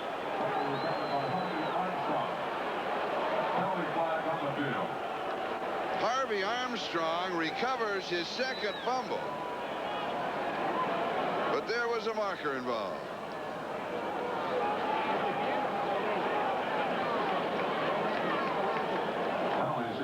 Not a nice way to finish the season for Marcus Allen. Holding on the tight end, Todd Christensen. The Colts have the ball.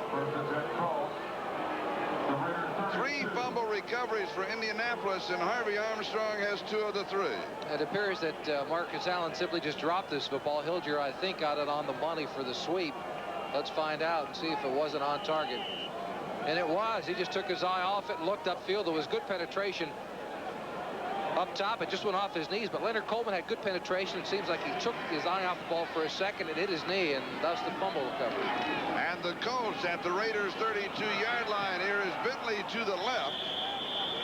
And he has 3 yards to the 29, 2nd down and 7 as Jeff Barnes makes the tackle. Now, the Colts may have found something on the defensive right side of Los Angeles because they keep going that way.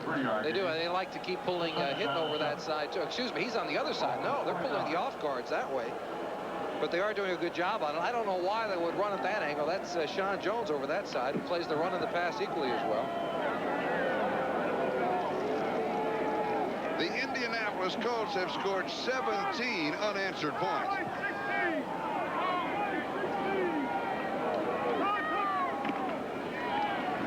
Play action. Roll left on the bootleg. Hilger. No, go out of bounds. Yep. Goes out at the line of scrimmage at 29. 3rd down and 7 is Gary Hogeboom. The Colts have outscored their opposition 59-6 in the 2nd half of the last 3 games. And Hogeboom, I think I miscalled the quarterback.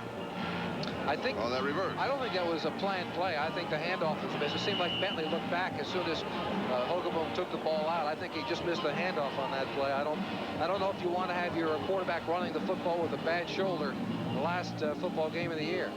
Well, is it an automatic call when you miss on the handoff that you head on the bootleg to the far side? No, that's up to the quarterback, whatever direction he wants to go in. But normally they tell the quarterback to follow the blocking of the play, continue to the right, go where the running back would have gone. 3rd down and 7. Over the middle. The pass is complete. 1st down. Mark Boyer, who has scored a touchdown in the ball game, has 19 yards to the 10-yard line. And a 1st down, converting on a 3rd and 7. And Boyer with 4 receptions, 37 yards, and a touchdown. All right, here it is, wide open in the middle of the field. The Raiders play that man-to-man coverage. It seems that somebody made a mistake, though, because nobody was near him whatsoever. Mark Boyer, I don't know what kind of move he put on. That was outside of our screen, but whatever it was must have been a world-class move. The ball at the 10-yard line. It is first down. And here's Bentley. And a flag is down at the line of scrimmage at 10 as Bentley goes to the 5. Jeff Barnes makes the stop. Number 71 in that offensive line for the Colts, Kevin Call, out earlier with an ankle injury. They took x-rays. They were negative, so they're just icing it down on the sideline. Offsides, 22 defense, first down.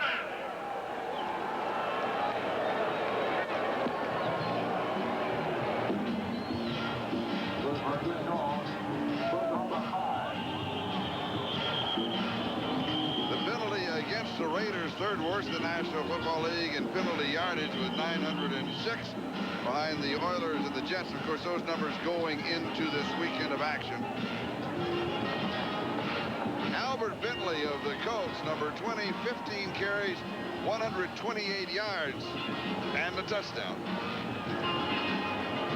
And he only had 189 yards rushing on the whole season. He may equal that today before this game is over. He just might. The reshuffling of the offensive line of the Colts seems to work with Balderschweiler in there and hit moving over the guard. First down at the 5-yard line. Here is Bentley. Line of scrimmage, and that's just about it. Lyndon King makes the tackle. So it'll be second down at that point. They'll call it the 4-yard line. Let's take a look at the tight end blocking down the line of scrimmage. Number 84, Boyer, coming in motion. He's going to try to seal to the inside. Well, actually, he's pushing the linebacker. That's Lyndon King outside. Not good enough in that particular case. That's why the play was shut down. Got to get a better block from Boyer. Second down. Goal to go, 4-yard line. 2 men jumping, and now stopping. If you're stopped for a second, it's okay. Ogaboo takes the timeout. Inside the 20-yard line, you've got to show that 3 times. That's the situation. That's why the penalty. Yep. They called it before. They called it timeout before anything happened. But the rule on that is that you've got to show that double shift 3 times before you do it inside the 20-yard line. Maybe they had shown it before. Maybe Hogaboom simply got the timeout in before the official called the penalty. But that wasn't a double shift. That was a mistake. That was a mistake. Oh, yeah, but it turned into a double shift. A double shift. And covered up very well, so Hogaboom calling the timeout before the flag out in the air. And the clock is stopped with 3 minutes and 40 seconds. That is the time remaining in the third quarter. Of course, in that double shift, someone has to set for a full second before the ball is snapped. You can't have 2 people go to motion at the same time unless you do double shift and then set back for 1 second before the ball is snapped. George Allen dropped by the booth at halftime for a moment. I asked him, of course, he's involved with the President's Council on Physical Fitness.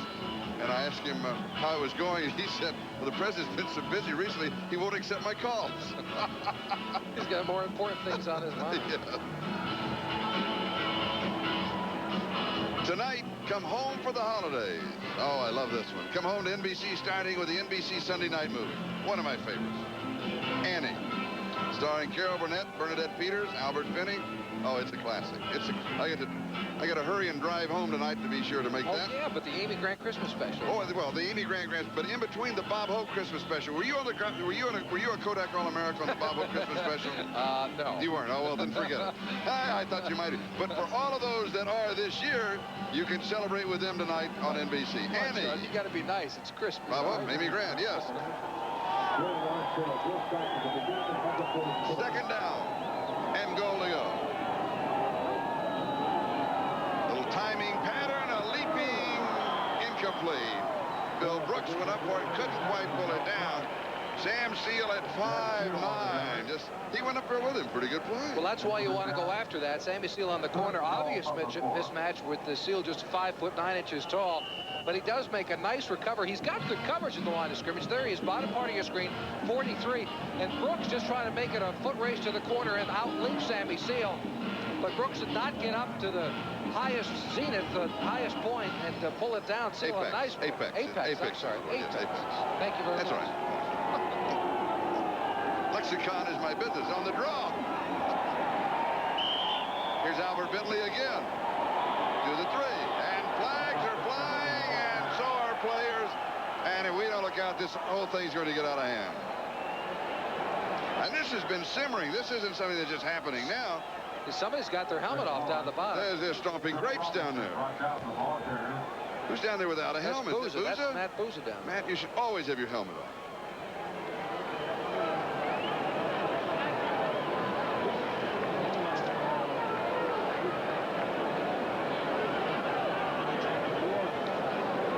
And now the officials will...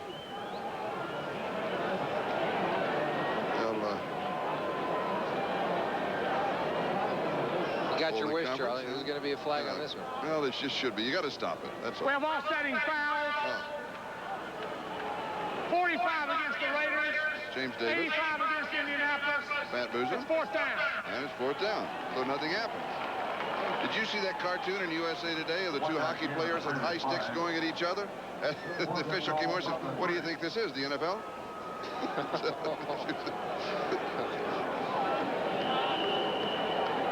All right, 3-yard line. And the only other game going on, Chicago leading Dallas 21-0. Doug Flutie is thrown for 2 touchdown passes. Last time that the Dallas Cowboys and the LA Raiders did not, or the Raiders at that time, did not make the playoffs the same year, 1965. Dean Biasucci from 20 yards away. And it is good. He adds 3 more points. The Colts are out in front, 23-17. We'll be back with a kickoff in just a moment. Radio Shack makes your children's Christmas dreams come true. Look! It's a Radio Shack toy factory! Wow! An electronic organ! And there's a programmable off-roader and big wheel truck. Oh, it's the Pops I Must, just like I dreamed about! I get the fire helmet! I love Teddy Talk. Is this your dream or mine? Guess I'll wake up in the morning and find out. Battery-operated toys from $2.59 only at Radio Shack.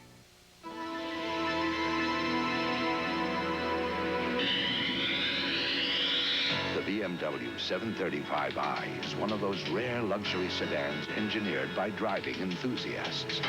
While other luxury sedans announce to the world you've arrived, the new BMW 735i offers you the considerable advantage of arriving a bit sooner.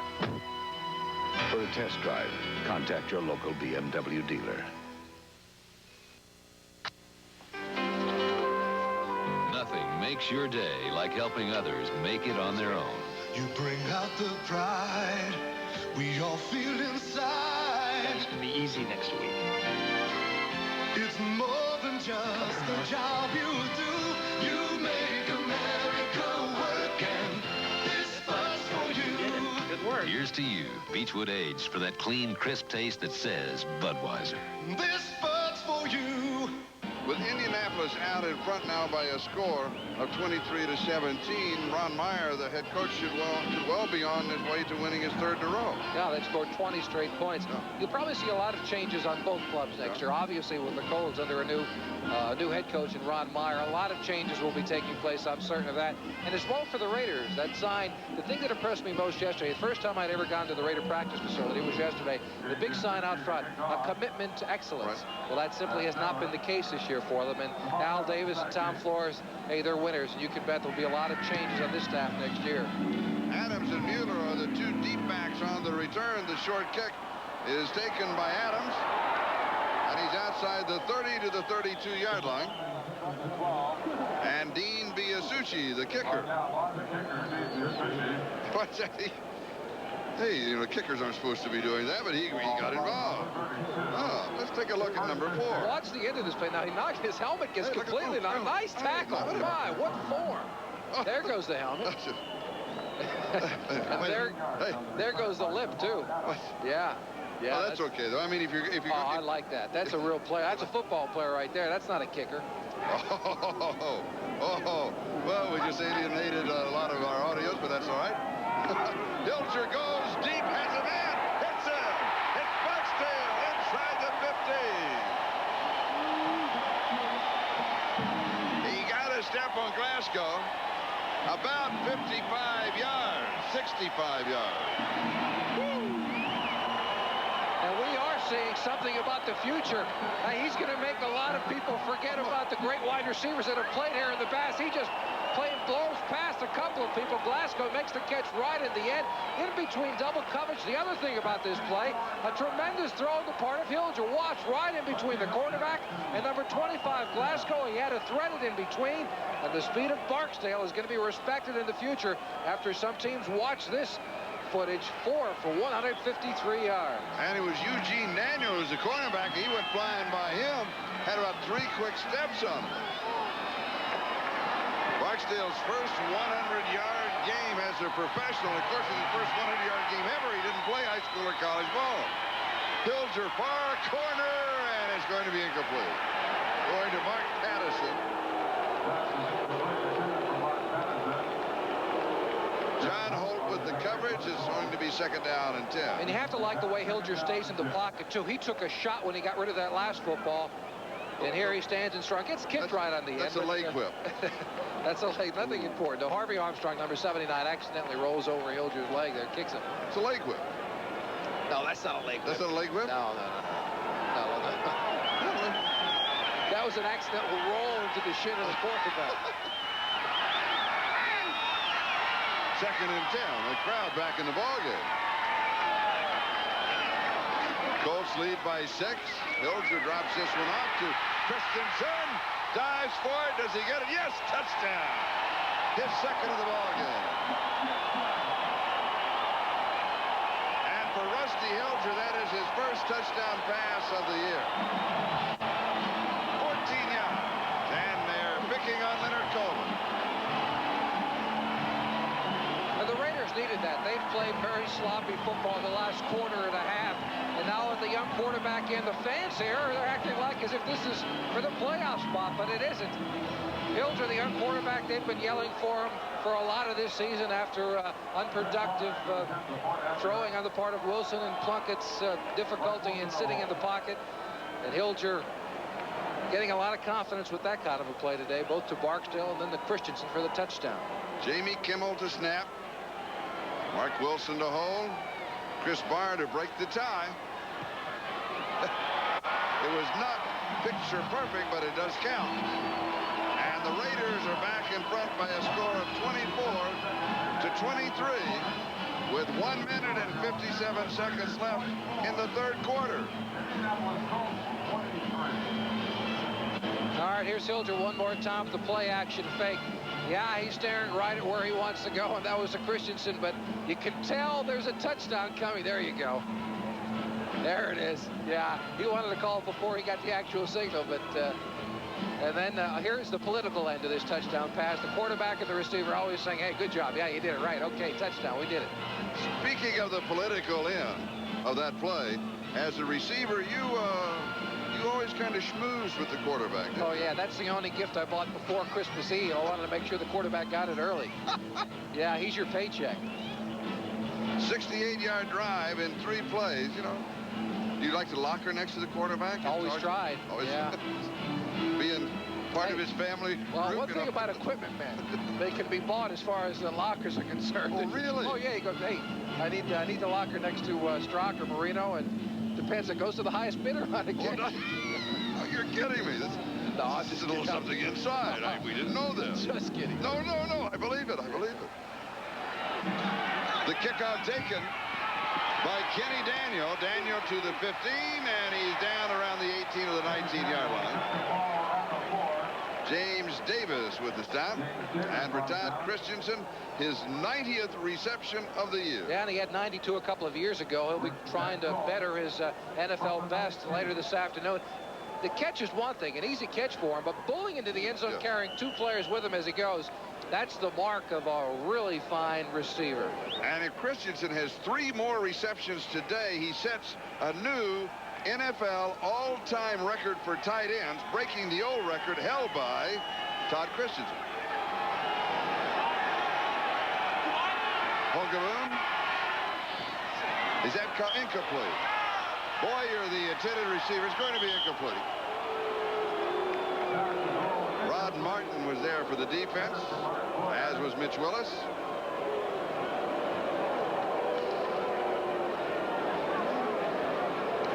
Last 4 possessions for the Colts. Started at their 42, at their 21, 47. Los Angeles 32, field goal, touchdown, field goal. And Holgaboom 16 of 26, 186 yards, 1 touchdown. He's been intercepted twice. Colts been able to move the ball. Another classic understatement at this stage of the game. Here's a sack. He's in the grass. That is the 2nd sack for the Raiders. Greg Townsend got that one, so he now has 11 and a half.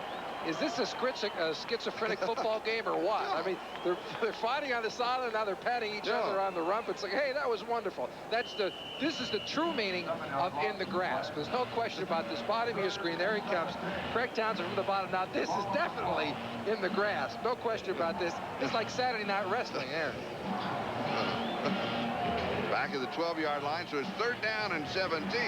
Now, if the Raiders hold here, then the Colts will be forced to punt, and of course Los Angeles got pretty good field position. Here's another one. Now, fumble recovered. Was he in the grasp? He may have been in the grasp before the fumble. He may have been in the grasp before the fumble. If so, the Colts retain possession. And that's going to be the call, Charlie. They marked back at the 4-yard line, though, and as you mentioned, Ron Stark will have to get quite a punt off to pin the Raiders back there. You see him from the bottom of your screen, Townsend, number 93. And also Sean Jones, number 99, getting in right at the end. He's definitely in the grass there, and the whistle was blown. Of course, that's to protect the quarterback. And it'll go against you sometimes and for you on occasion, but no question that he was in the grasp of Sean Jones. And Ron Stark, the leading kicker of the National Football League, short, not a good kick at all. Fulton Walker will stay away from it, so it turns out to be pretty good for the Colts. It rolls for a total of 53 yards with no return. But still, the Raiders have pretty good field position at their own 44-yard line. And we have 34 seconds left to go in the 3rd quarter.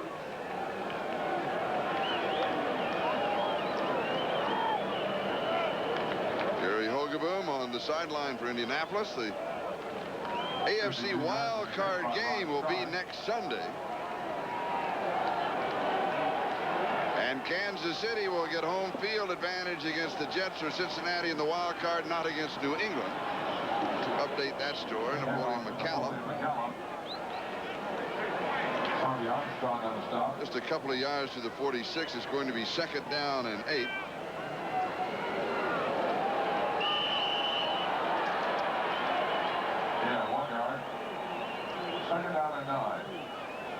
We're going to mark it 2nd and 9 as we take the countdown to the end of the 3rd quarter.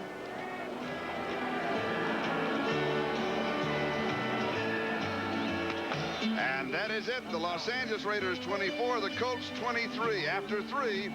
And we'll be back after these messages from your local station. This is Charlie Jones and Jimmy Cefalo. The Raiders with the ball at their own 45-yard line. And it's going to be 2nd down and 9. As we start the final quarter of this season for both of these ball clubs.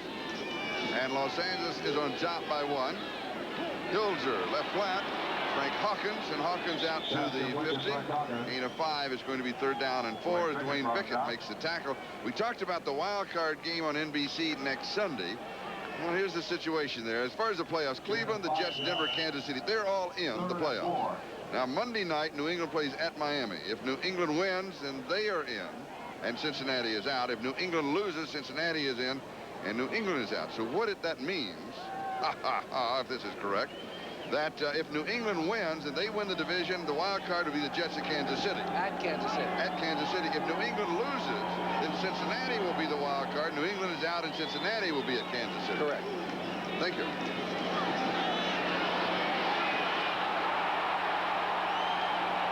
Hilger runs pretty well with the ball. He's to the 40-yard line. Of course, he has those fresh legs. He hasn't been beat up this year. He's got those fresh legs, and he wants to impress the fans and the coaching staff and the Colts, for that matter. You want to get that recognition from the other teams that you're a quarterback of the future, and because of that, he's not sliding down to get a first down. He's getting every extra yards by putting his shoulder down and trying to run somebody over when he scrambles. He picks up 10 to the Colt 40-yard line and has the first down. Raiders leading by 1, 24-23. Los Angeles was on top by one time at 17-3, and then the Colts came back to move out in front 23-17, and then the Hilger to Todd Christensen pass from 14 yards out, capping that 68-yard drive in 3 plays. Napoleon McCallum to the 35. Second down and 5. That's Jim Plunkett and Charlie Hanna standing on the sideline. Plunkett done for the day, and who knows? Talking to some of the Raiders yesterday, they said, no, he's going to be back. He'll be back here next year. But you never know at 39 whether or not Jim Plunkett may decide that this may be his last football game. Rod Barksdale with 4 receptions, 152 yards.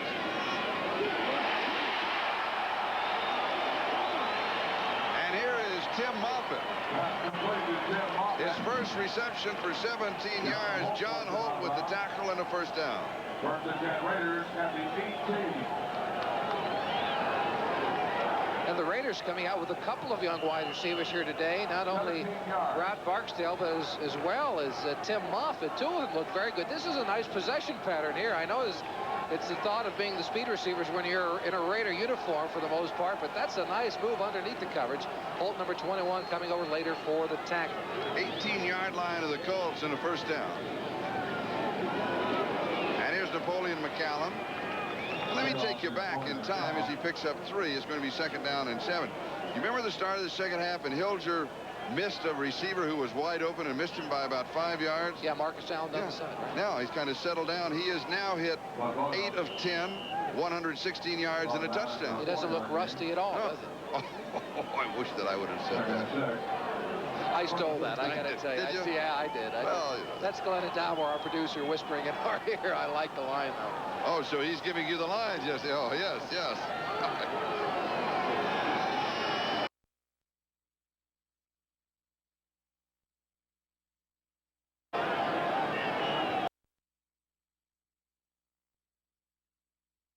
He's throwing it away.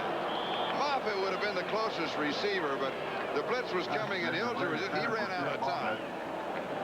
But I think that was a mistake by either receivers or by Hilger, because 2 receivers came on the same angle. Usually, when you have somebody coming underneath there on the goal line of man-to-man coverage, you do have another receiver going back to the corner of the end zone. That's where Hilger threw the football. Instead, Moffitt goes down to the middle, to the post pattern.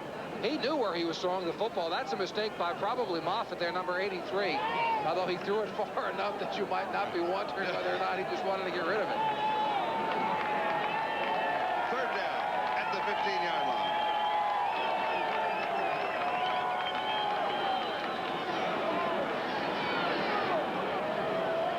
Timing pattern, left-hand corner, and it's incomplete.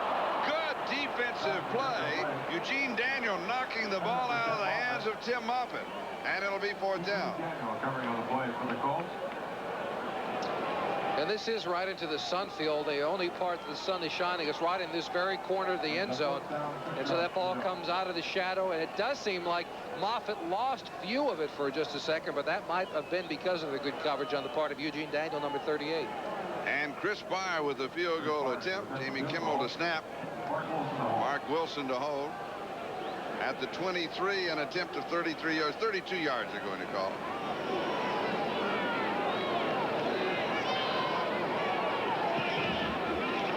Is close. It is sliding to the right, and it is no good. So Chris Beyer misses from 32 yards away. The score remains the Raiders 24, the Colts 23, but a lot of time remaining. 11:40 left to go in the game. We'll be back. going to the right. He did not get it to hook back in. Matt, of course, on injury reserve with the Browns, but same, 20 out of 26. The Colts with the ball at their own 20-yard line. Hogaboom has the man at the first down at the 42-yard line, a gain of 22. Albert Bentley pulls it in.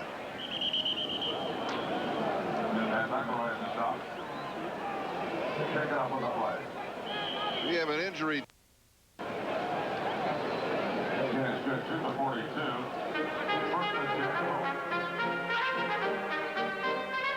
Today's game is brought to you by Chrysler Plymouth. We're working together to be the best.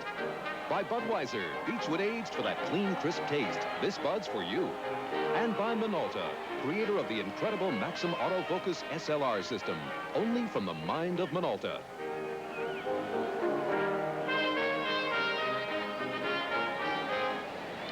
The score, the Raiders 24, the Colts 23, 11-27. That is the time remaining in the fourth quarter. Van McElroy is the player who is injured, and we'll take a commercial timeout and be back in just a moment. McElroy, the Raider who was shaken up on the play. Now coming to the sideline, he was just stunned, I believe. Yeah, take a look. He really knocks himself out and making the tackle on Bentley. There he's number 26, and they applied some smelling salt as he was laying on the field, but he did get up and walk out of his own power. The Colts from their own 42-yard line, first down. Here's the draw. Owen Gill, the ball carrier. Jeff Barnes makes the tackle. Owen Gill, the top draft choice of the Seattle Seahawks a year ago, and then picked up by the Colts on waivers. He was taken in the second round. That is his first carry. He's a pretty good ball carrier. 4.3-yard average, 224 yards this season. Has 3 to the 45. Second down and 7.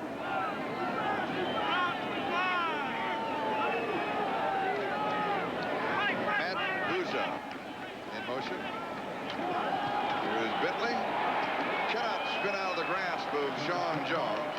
The report on McElroy is he was stunned, which we kind of figured, has a pinched nerve, and we doubt if he'll return. That is the preliminary report. And he has been replaced by Stephon Adams. Third down and 6 after a gain of a yard. And we're moving on the 10-minute mark, time remaining in the season for the Raiders and the Colts, as McElroy will step into the golf cart and go into the locker room. Matt Bouza in motion. Hogaboom, a little pump fake, wants to go deep. Over the middle of the reception by Pat Beach, the tight end. Jeff Barnes makes a tackle, gain of 21 yards on the play. And one more time, it's the tight end of the Colts going against Barnes. They like that matchup. They really set it up to throw that quick little screen out to the right to Albert Bentley. You see him standing out there, but that's number 98, Mitch Willis, that took that away from the play. And a little bit of innovation. Hogaboom pulls it back down and finds man-to-man coverage with Beach, his tight end, against Barnes. And it was Sean Jones who was just half a step away from Hogaboom when he got it off. And Pat Beach has 4 receptions for 58 yards. First down at the 32-yard line of the Raiders. Colts trail by 1, 24-23. And here's Albert Bentley. He's got the first. He's to the 20. So he'll pick up about 12 yards on the play. Mitch Willis makes the tackle. And so Bentley has now rushed for 143 yards in 19 carries, has a couple receptions for 35 more. So he's having quite an outing. Yeah, and he's playing because of the injury to Randy McMillan.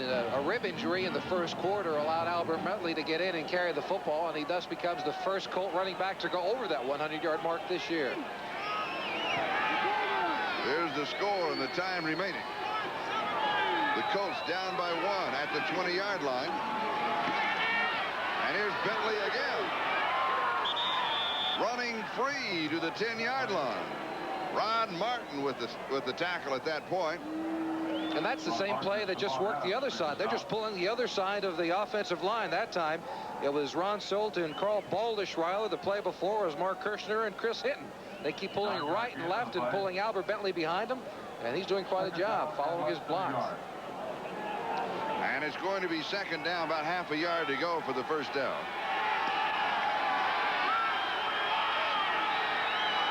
Changing the play at the line of scrimmage.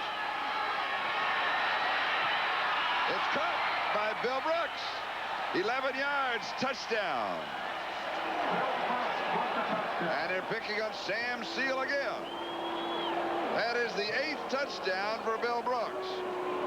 And credit that to Gary Holgeboom. He walked up to the line of scrimmage, looked out, saw the man-to-man coverage on the outside, liked the mismatch between Bill Brooks and Sammy Seal, changed the play at the line of scrimmage, and got the match up in the corner of the end zone he wanted for the touchdown. And Brooks, 6 receptions, 85 yards, and the score.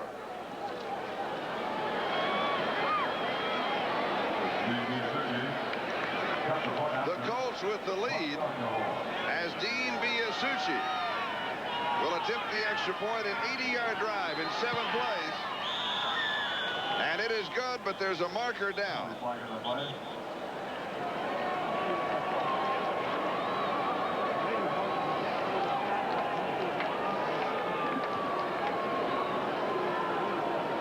Offside, defense, point is good.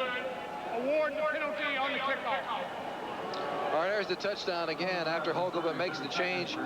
He gets it up in the corner of the end zone so that he gets the mismatch with Brooks. Either it's a touchdown or Brooks has the ability to knock it away, and they get the score. Colts lead at 30-24.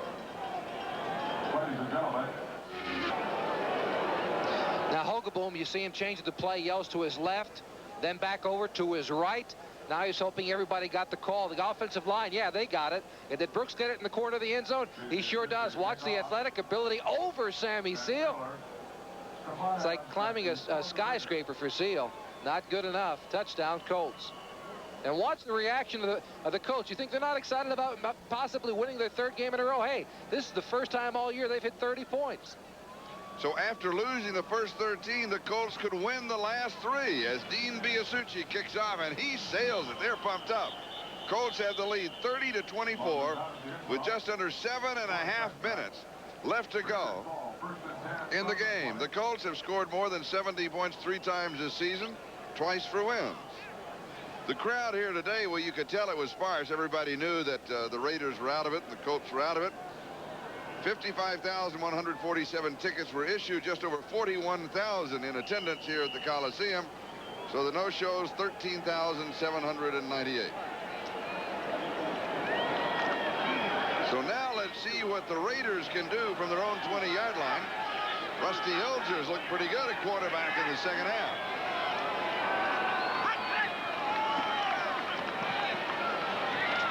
And here is Ron Barksdale. 15 yards to the 35-yard line. And that's a good sign because Barksdale, the sprinter, caught that ball in the crowd. You don't usually find that for someone without the experience of being a football player. As we mentioned earlier, no high school or college ball. And that is his 5th reception for 167 yards in the ball game. Chicago leading Dallas in the 4th quarter, 24-0. That's the only other game going on in the National Football League besides this one. Hilger back, and he's going to be sacked. Dwayne Bickett has his 6th sack of the year. First of the ball game, the 2nd for the Colts. And this is just another form of in the grasp. This is in the grasp from the top view. Smothering in the grasp.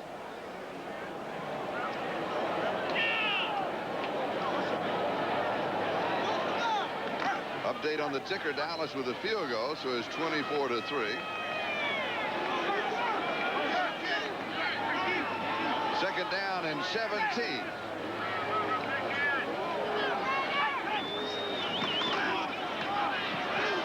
Hilgers in the grasp again.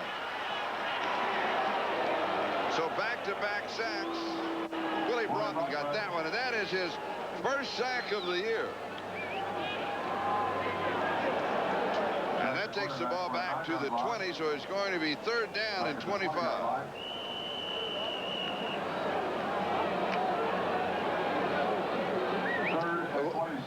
Willie Broughton injured on that play, coming out, seemed to have banged up his shoulder just a little bit.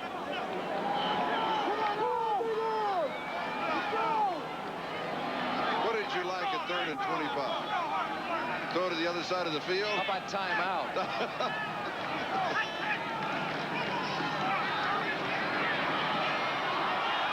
Has it on the one hop. Has a block, and he goes out. Pushed down to the 28-yard line.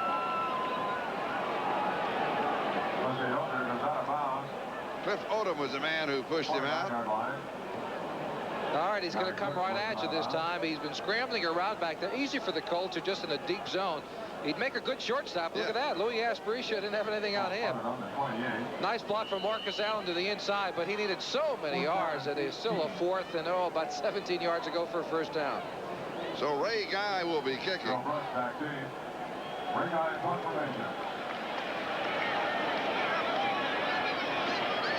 Bill Brooks is set for the return.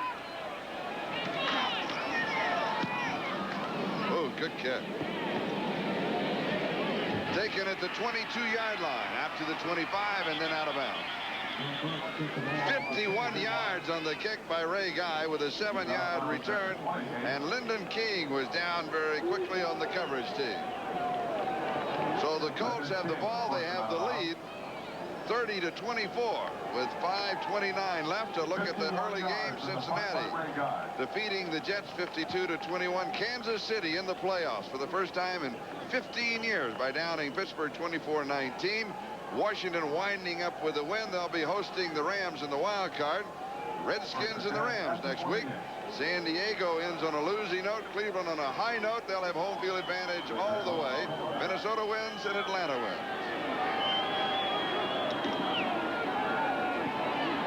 And here comes Albert Bentley one more time.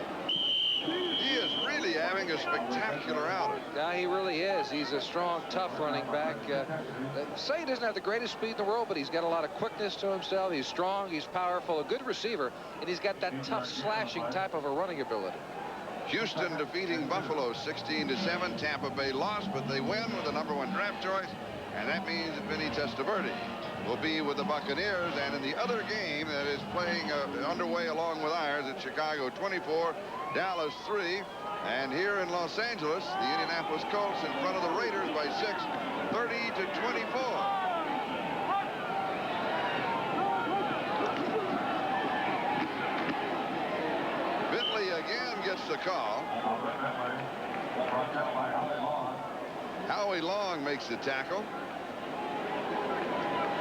This will be close to the first down. Let's see where they spot it.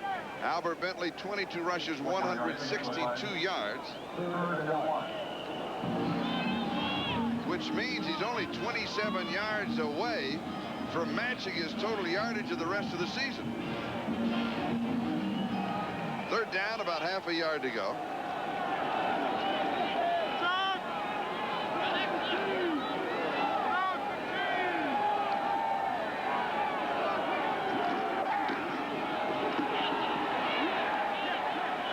Pick up the first down to the 39-yard line. Howie Long once again with the tackle.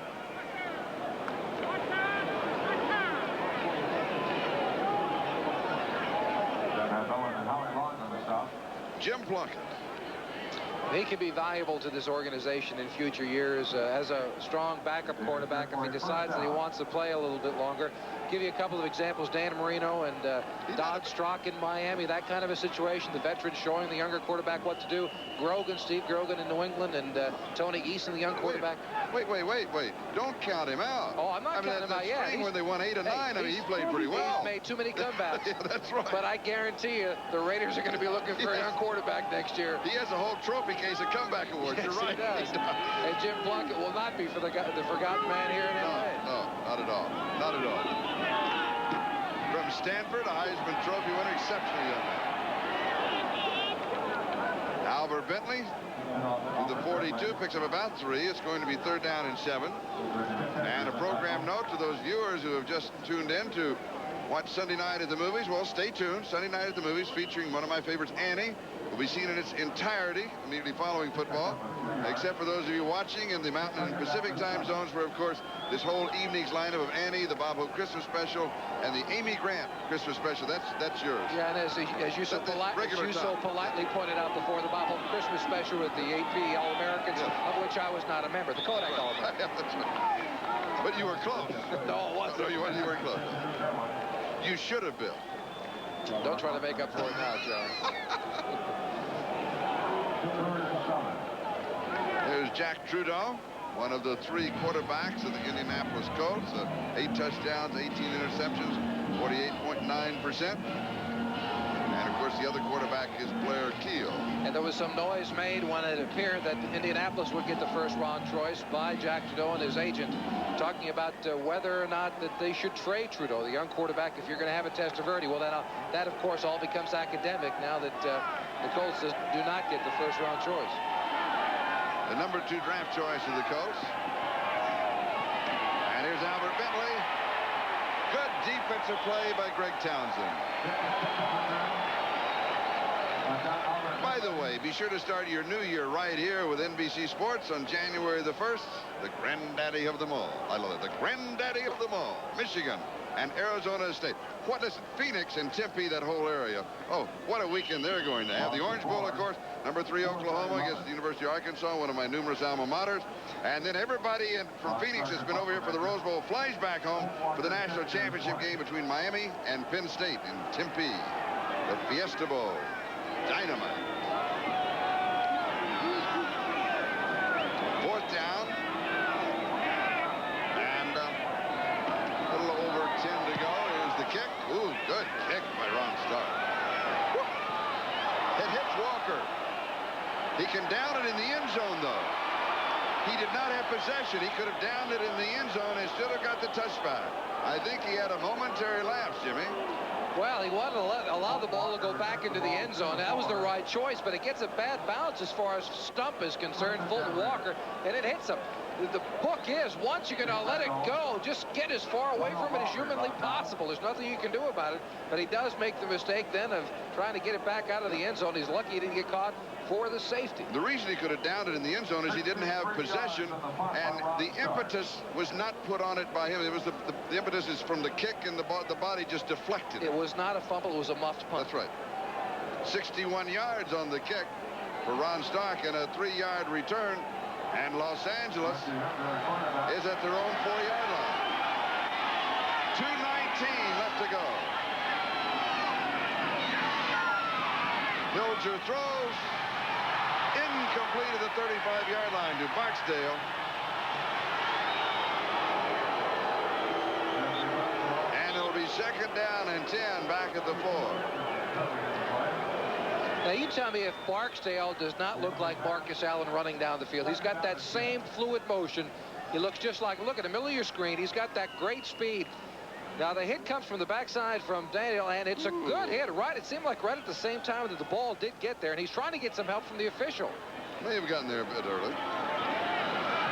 That's some good eyes you've got. I got a big monitor. I'm looking at the same thing everybody at home is looking at. Hilger's completed 9 of 14, 135 yards and a touchdown. And he gets it up, and it's incomplete. And are they going to rule in the grass? If they do, it's a safety. Harvey Armstrong was there. Oh, that was close. Yeah, I think he got away with one here. Remember, in the grass, it's a safety if they've got a hold of him. Do they or do they not? It appears that Harvey Armstrong, that's, to me, that looks like in the grass. Harvey Armstrong had more than one handful. You know, it's just being consistent on that throughout the ballgame. If you would have called that at the 30-yard line, then you have to call it there. I think that's the key. They say grasp and control. Todd Christensen, of course, 1st down. When you're in trouble, you go to the main man. 2 touchdowns in the ballgame. Picks up 16 and a 1st down here. Todd Christensen, 5 receptions, 47 yards, leading receiver of the National Football League. 2-minute warning. We'll be back in a moment to see if the Raiders can pull it out.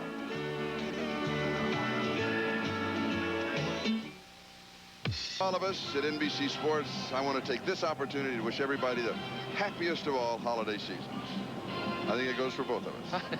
It does. I'm never for sure about Wayne. Of course it goes for both of us, Charlie.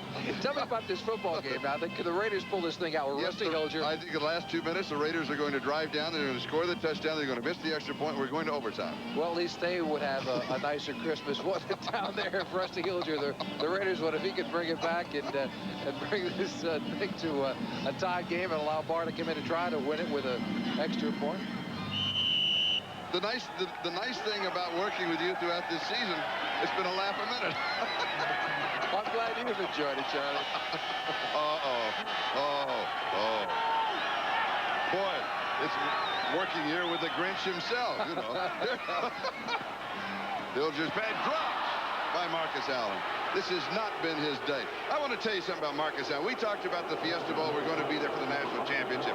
When USC played in the Fiesta Bowl, the last time they played in the Fiesta Bowl, they played against Penn State. Marcus fumbled on the first play from scrimmage. The next play, Kurt Warner went in from 17 yards out, scored the touchdown. Penn State destroyed USC. Marcus had a terrible game. Terrible game. That was the year he won the Heisman Trophy. When the game was over, Marcus stayed out on the field of the Fiesta Bowl, did every interview, talked to every radio station, every television, the mark of a real gentleman and a true superstar. I really like this man. Yeah, he is. He's one of those rare players that come into the league not very often.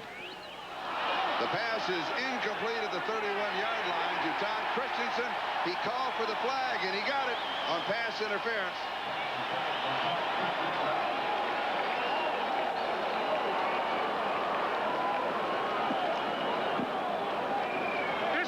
Ball had been tipped. No, you didn't hear the rule. If the ball has been tipped, then it's open season. You can hit before the ball gets there. Yeah, but it must have been tipped at the line of scrimmage. At the line of scrimmage, what the call was. Yeah, that's what it was.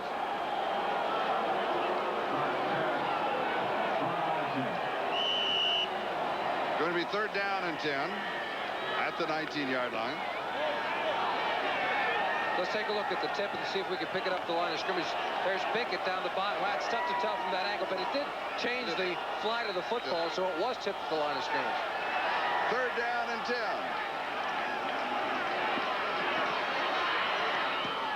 To Christensen, and this flag comes from 15 yards away, and he'll have the 1st down.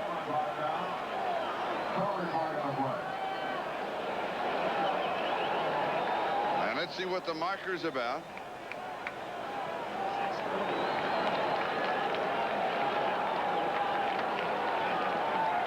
Holding, 31 defense, penalties decline, 1st down. That is the 6th reception for Christensen in the ball game, which means he has now tied his record, the alternate with 92 receptions, which is the all-time record for tight ends in the National Football League.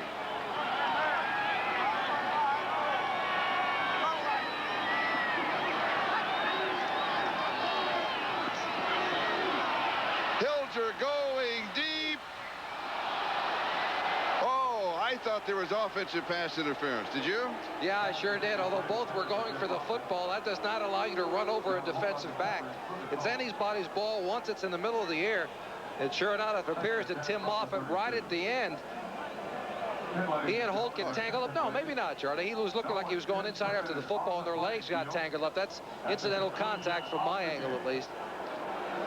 Although, you know, as a receiver, you always say it's incidental when you're the one in question. Yep.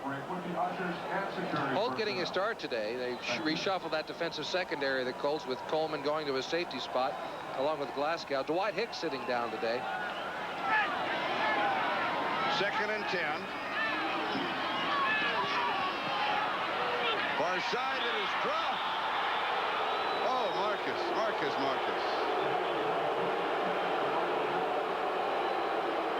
It'll be a long winter for him, the way that he's finished up the last 3 or 4 ball games. You know what? Yeah, 2 fumbles last week, a couple today, and a couple of drop passes. He's always been a winner, coming from USC with the Heisman Trophy, as you mentioned, and the most valuable player here in the NFL, and one of the best running backs to play this game.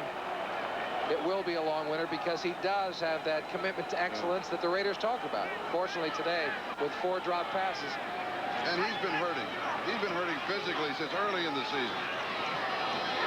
Todd Christensen Christensen right at the first down marker, and that was third down. That is his 7th reception, and there is history being made. That is a new record for tight ends in the National Football League. 93 receptions. Oh, he is so good. First down at the 42-yard line. Raiders take a timeout with 1 minute and 5 seconds left. Can they pull it out? They trail by 6. Stay with us for the finish. We'll be back in just a moment.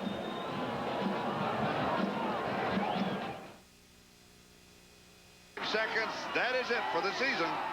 Hilger under pressure throws, and Todd Christensen could not hold on to this one. Leonard Coleman was there for the defense. 1 minute left.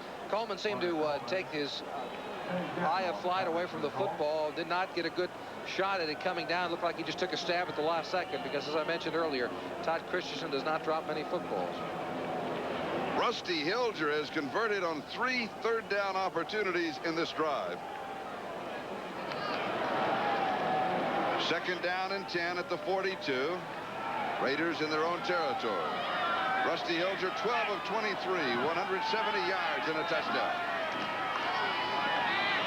They get a 3-man rush, and it is caught. Should be the first down. Barksdale has it. Kenny Daniel makes the tackle at the 47-yard line of Indianapolis.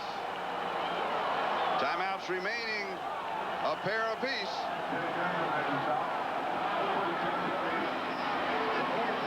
Hilger taking too much time at the line of scrimmage. The clock winding down. Incomplete, overthrowing Todd Christensen.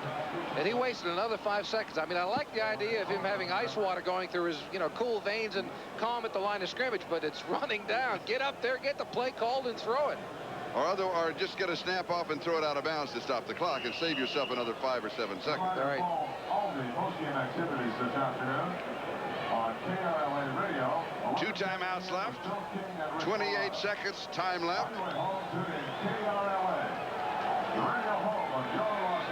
Rod Barksdale has made the big plays for the Raiders today. 6 receptions, 179 yards. Incomplete. McCallum, the intended receiver. Glasgow had the coverage. And it's going to be third down and 10 at the 47-yard line with 23 seconds left. Of course, you're playing 4 downs here. Right. Well, with 2 timeouts left, though, now he can go to that shorter passing game. He does need 10 yards for the first down. That has to be his immediate concern. He'll worry about the rest of it later, but he's got to get the first down. He's got 2 downs to do it, and he's got 2 timeouts left. Here you go to Todd Christensen for the first down. There he is, and he's got it, and he leans, and he should pick it up, and you call the timeout. Yep. Coleman and Balaj on the tackle at the 37-yard line. And this is double coverage. What they do, it's called a pinch. They've got 1 defensive back on his left, 1 on his right, and what does he do? He finds a soft spot in between them and still makes the catch. Oh, he's something else, isn't he? Yeah, that's called a pinch. And what you do is you play man-to-man all over the field, and you say, let's pinch Christensen, because he's their best receiver in a possession situation, as you mentioned, but he still beat it. Christensen with 8 receptions, as you saw. Ronmeyer.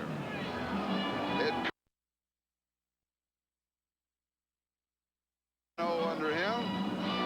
Could be 3-0 as they lead by 6, 30-24. 16 seconds away from ending on a true high note for Indianapolis. Who would have thought they could have finished up the season this way? And you've got to respect them. Coming in, they're 0-13. Obviously, Rod Dahauer makes the decision to activate Gary Hogenboom when he could have got with Jack Trudeau, who was the lowest rated starting quarterback in the NFL at the time. But they wanted to win. They wanted to develop that kind of a feeling that winning is what they need in Indianapolis, and that all started with Ron Moyer and him coming in. This drive started back at the 4-yard line. This is the 15th play. There have been 4 third downs that have been converted. 16 seconds. Time remaining in the game.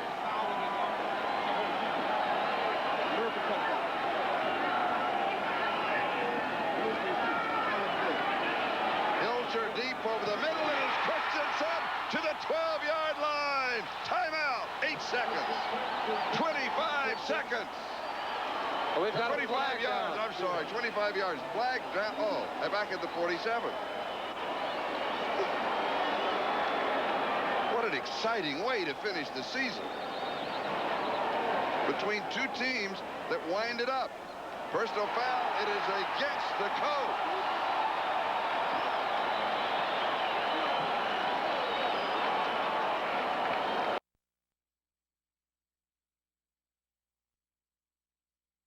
All right, they flood this side of the zone. They've got 3 players on the side. What they send the 2 receivers down and then cut Christensen across. Disqualification, number 50, Indianapolis. First down. It was on Dwayne Bickett of the Colts. And there you see Christensen calling for the timeout as soon as he was down. That's the veteran. That's what you do, and that's why they've got 8 seconds left on the clock.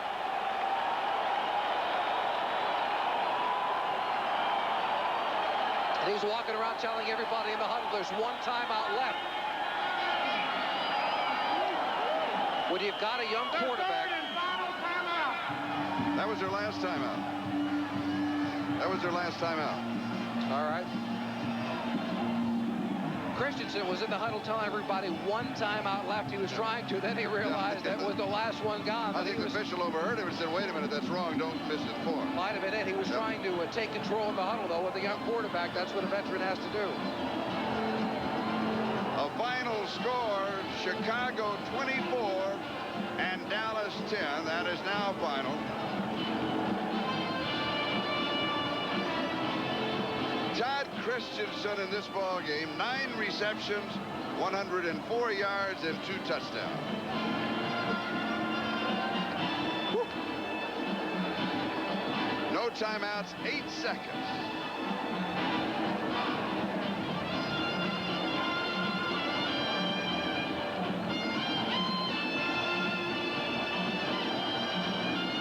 This is quite a football game.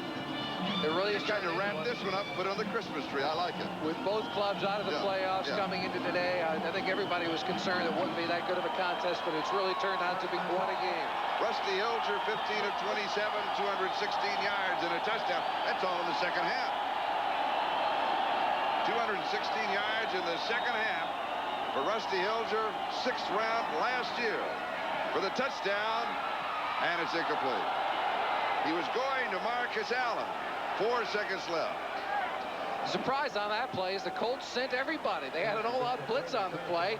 I like it. A gutsy call on the part of the defensive people on the sidelines for the Colts. Here it is.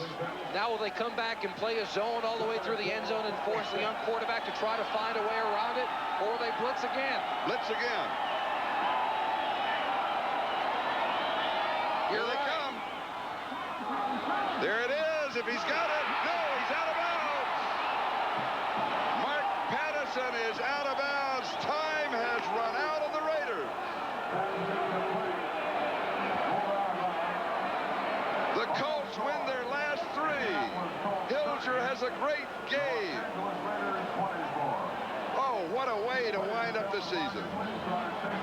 Tom Flores, the head coach of the Los Angeles Raiders. And a very disappointed Rusty Hilger. But deep down inside, he has to be smiling because he played well in the second half. Yeah.